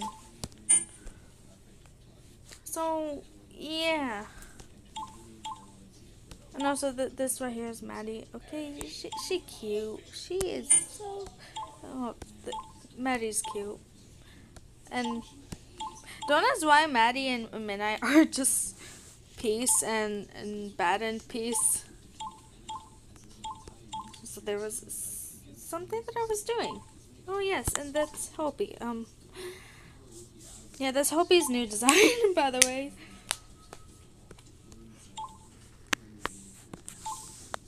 But now, hang on,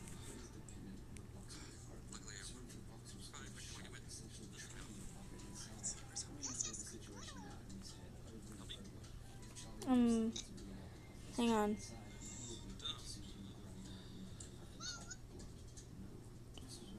Springtrap is there? Let's see. Oh, yep, Springtrap. Okay, I'm gonna do Springtrap. I do have some stuff with my Springtrap design, so I have to go on my DeviantArt and do that.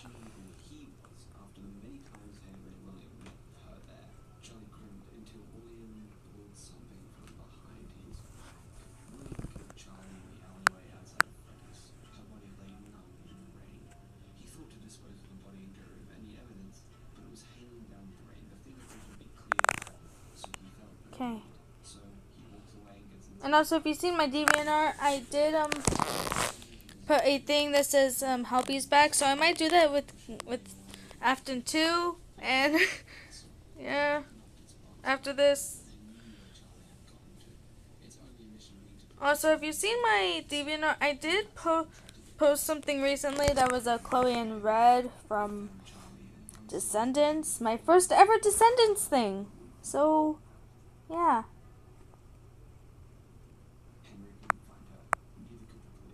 Yada yada yada. Enough the famous films.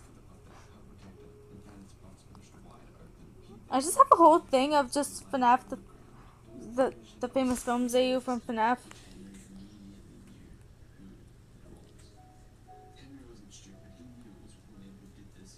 Nights after he was pushed away, Henry was enraged and began thinking whether the business should close or not, but no. Okay, I found it. Nope, that is Chica. Okay, there we go. Found it. So this right here is Midnight. Damn. Yeah, Midnight.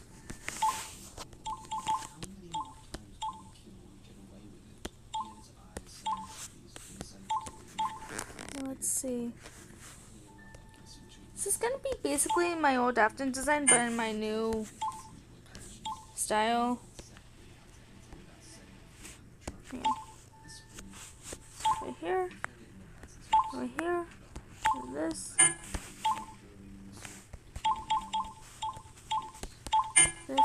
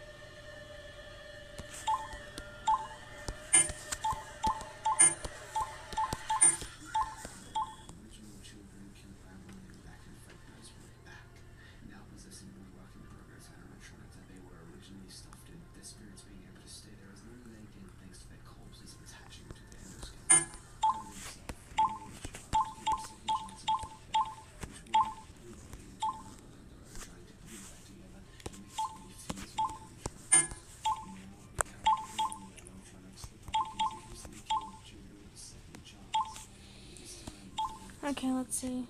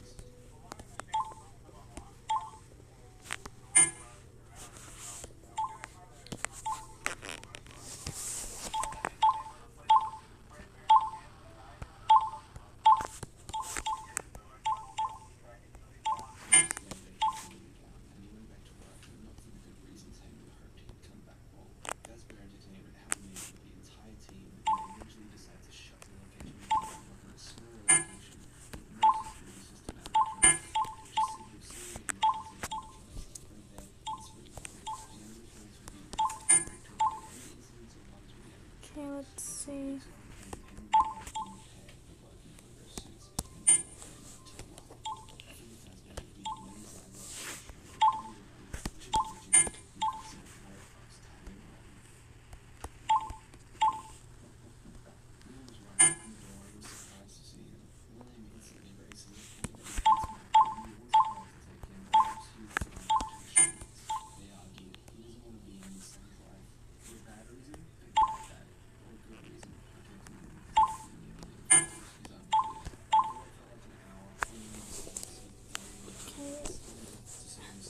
Go.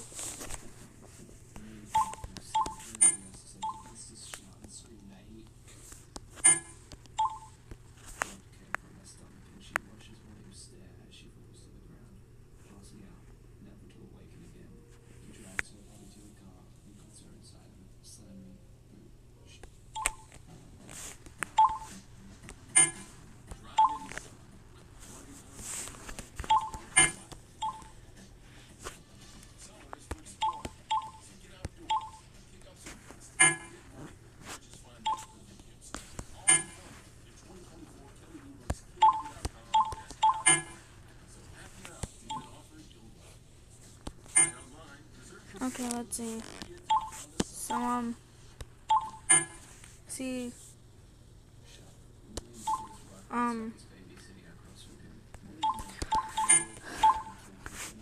fun fact about my FNAF AU,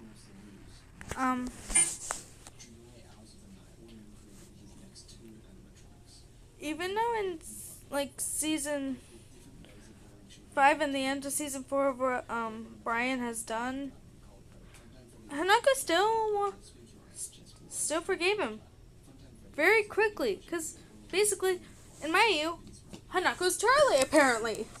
My name is Charlie. I like to sing. And when we get to know each other, it's the greatest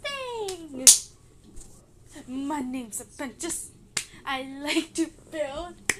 And despite my I think I'm very skilled. This is stupid. This is not stupid. It's just a game. So Apprentice did it. Well, so now let's try to do the same. I'm too sober for this. I forgot what Faggy says, but yeah.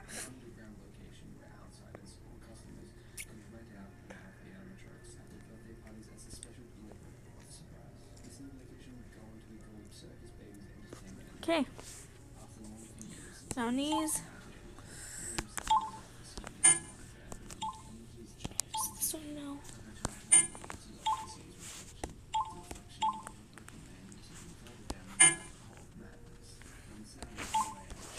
Okay.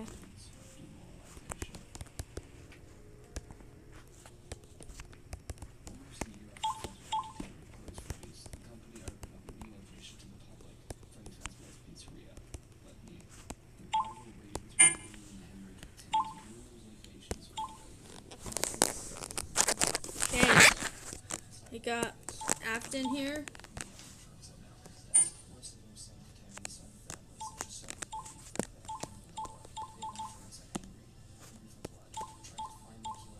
Now,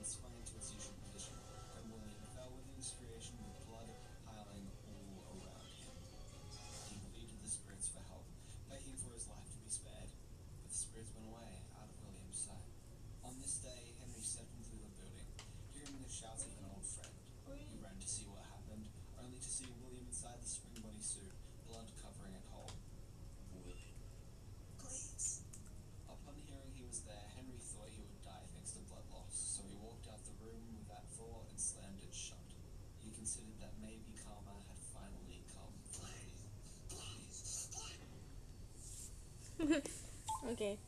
Over time, Henry covered the entrance to the safe rooms until there was no possible way to get inside. Yep, there's Afton and Unfortunately, the damage done to the animatronic was too much for yeah. Henry to fix quickly, and not just Now, I forgot who it was, but after Afton, it was Lefty. Yeah, so okay, so Brian meets Helpy, then Helpy and Brian meet Springtrap and Midnight, and then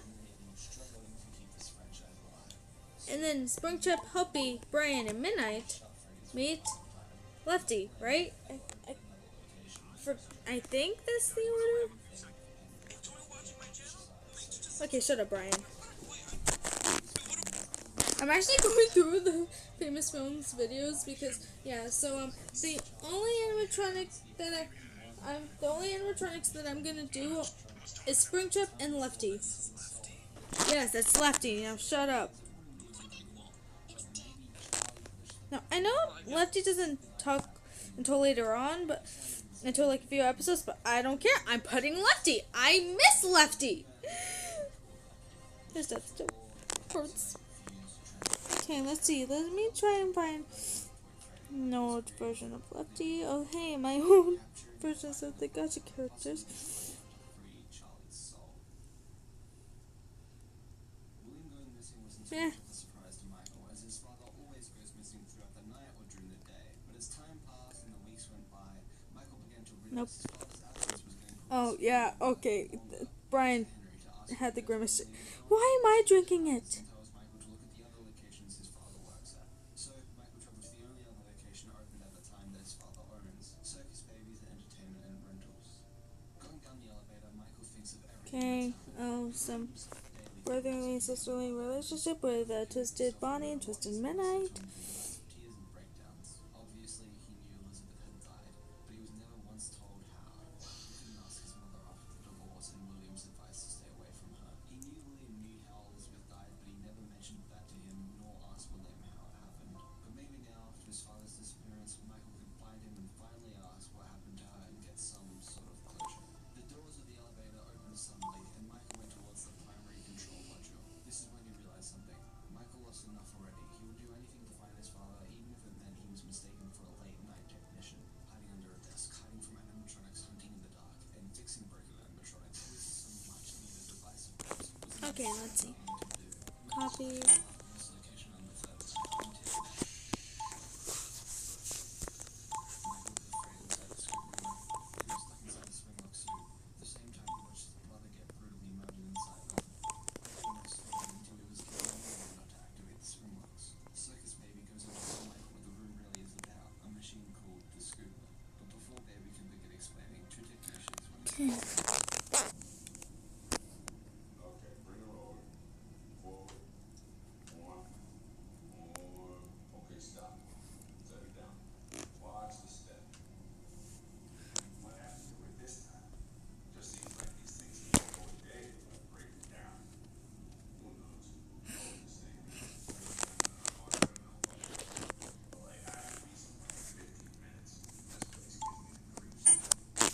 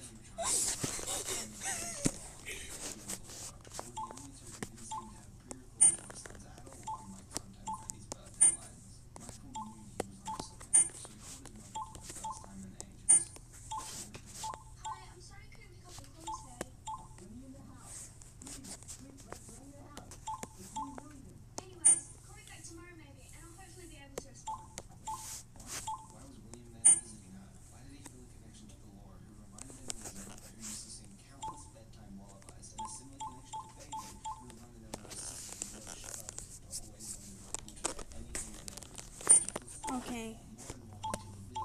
So here's a fun fact about Lefty over here. So Lefty is actually like best friends with Midnight and Molten.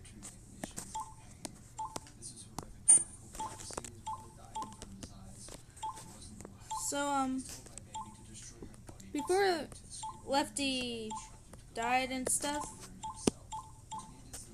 there's like the only animatronic that Midnight would hang out with is both Lefty and Molten, since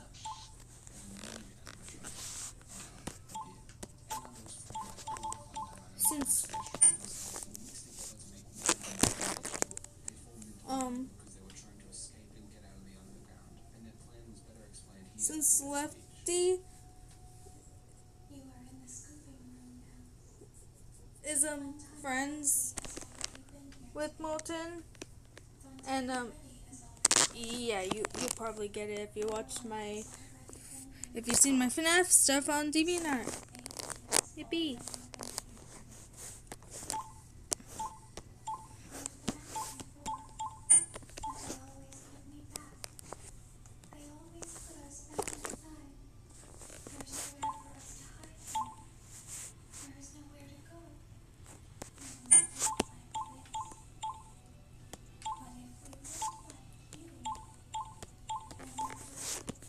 The star.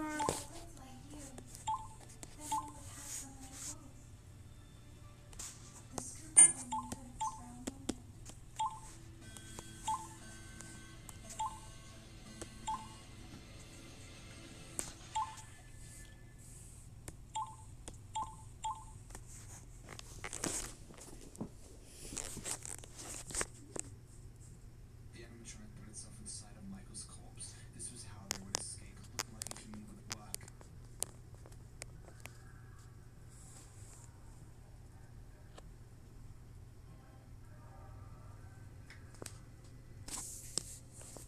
So they went ahead and left the building. They saw sunlight for the first time in years and began walking around the neighborhood. The body being dead was scared. It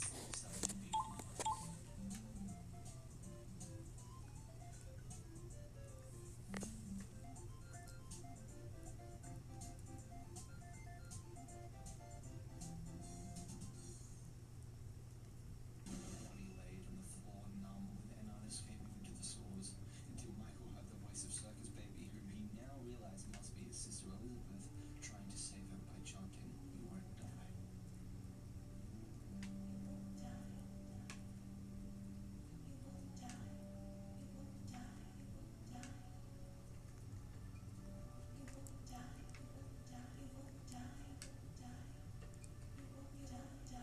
He didn't die. His body rose up, and no matter what it took, Michael was ready to find William and finish him for good. The body of Enard had continued to roam into the stores, waiting Okay. for a moment to escape without being seen, and therefore instantly destroyed. But there was a problem with Enard, more so a problem within the one-time group. Baby was basically the leader of it all, being basically controlling and understanding their every move. The other animatronics, Laura, Funtime Freddy, and Funtime Foxy, were annoyed at Baby controlling them and decided to kick her out. Baby couldn't do anything against the baby group, so she was ejected out of Enard immediately. But Baby vowed to the others that she put herself back together and become more than Enard ever will be. After kicking Baby out, Freddy never fixed its wires to be clean house, so they stayed spark. And over time it collected small parts until it could remove a mask based on Funtime Freddy and create its own figures. Molten. Molten Freddy. This left Circus Baby to go on a hunt to end up revealing herself to turn into Scrap Baby. William was in the room, thinking about all that's happened. Had it been one day, 1 week, 2 weeks, 1 month? He had no idea. For all he knew, he'd be in this room slowly running away for the rest of his life. And he would never be able to tell when a single day went by. He couldn't do anything about it but being isolated and alone in the now hidden sanctuary, feeling the pain of the stores and suffering on the inside and out. This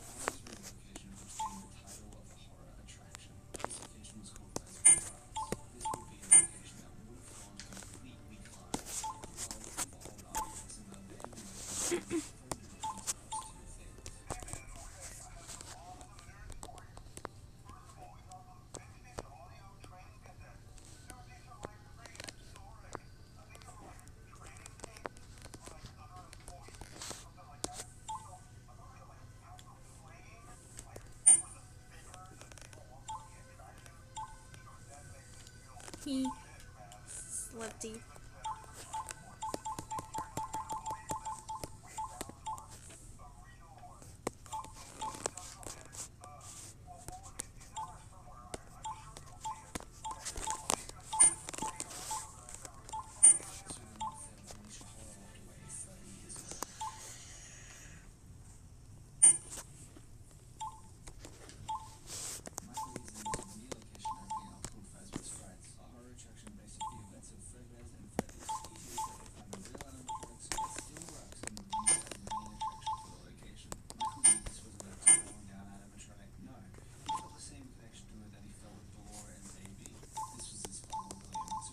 Okay.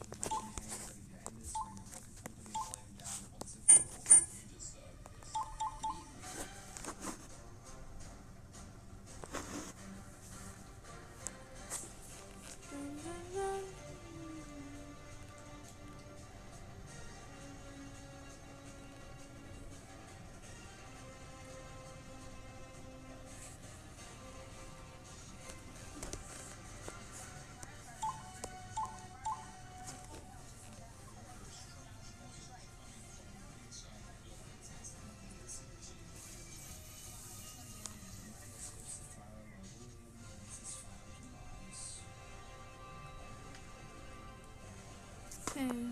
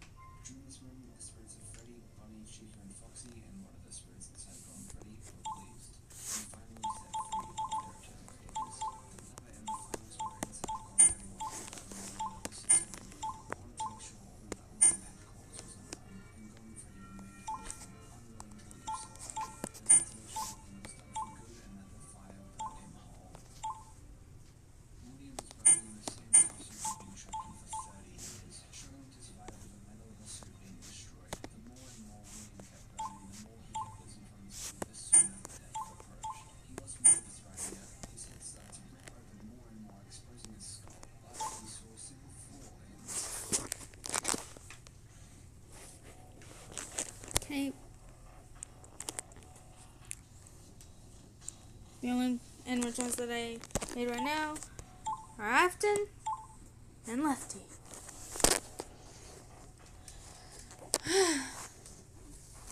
Next weekend I might make baby and stuff.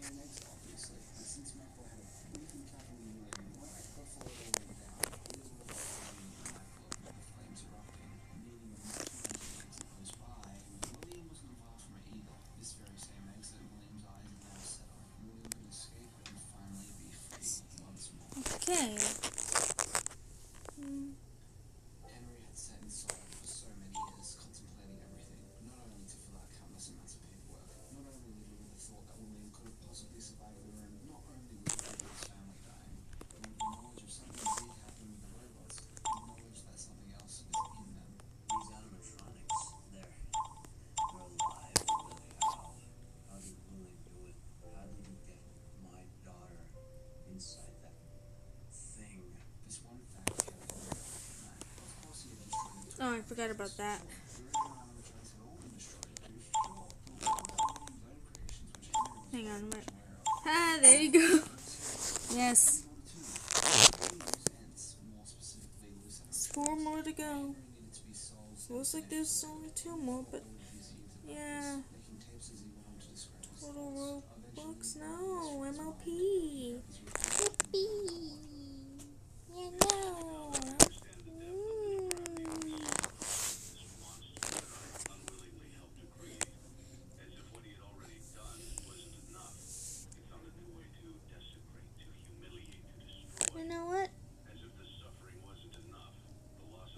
And that is the end.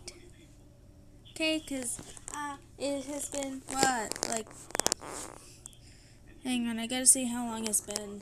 He lured them all back to a familiar place, back with familiar tricks. He brought them all together. Are they still aware? I hope not. It keeps me awake at night. I could make myself sleep. It's been like 3 hours. I have other stuff to do, so yeah, that will be the end of this one. And I'll see you. No live stream next weekend. That was a me doing gacha stuff.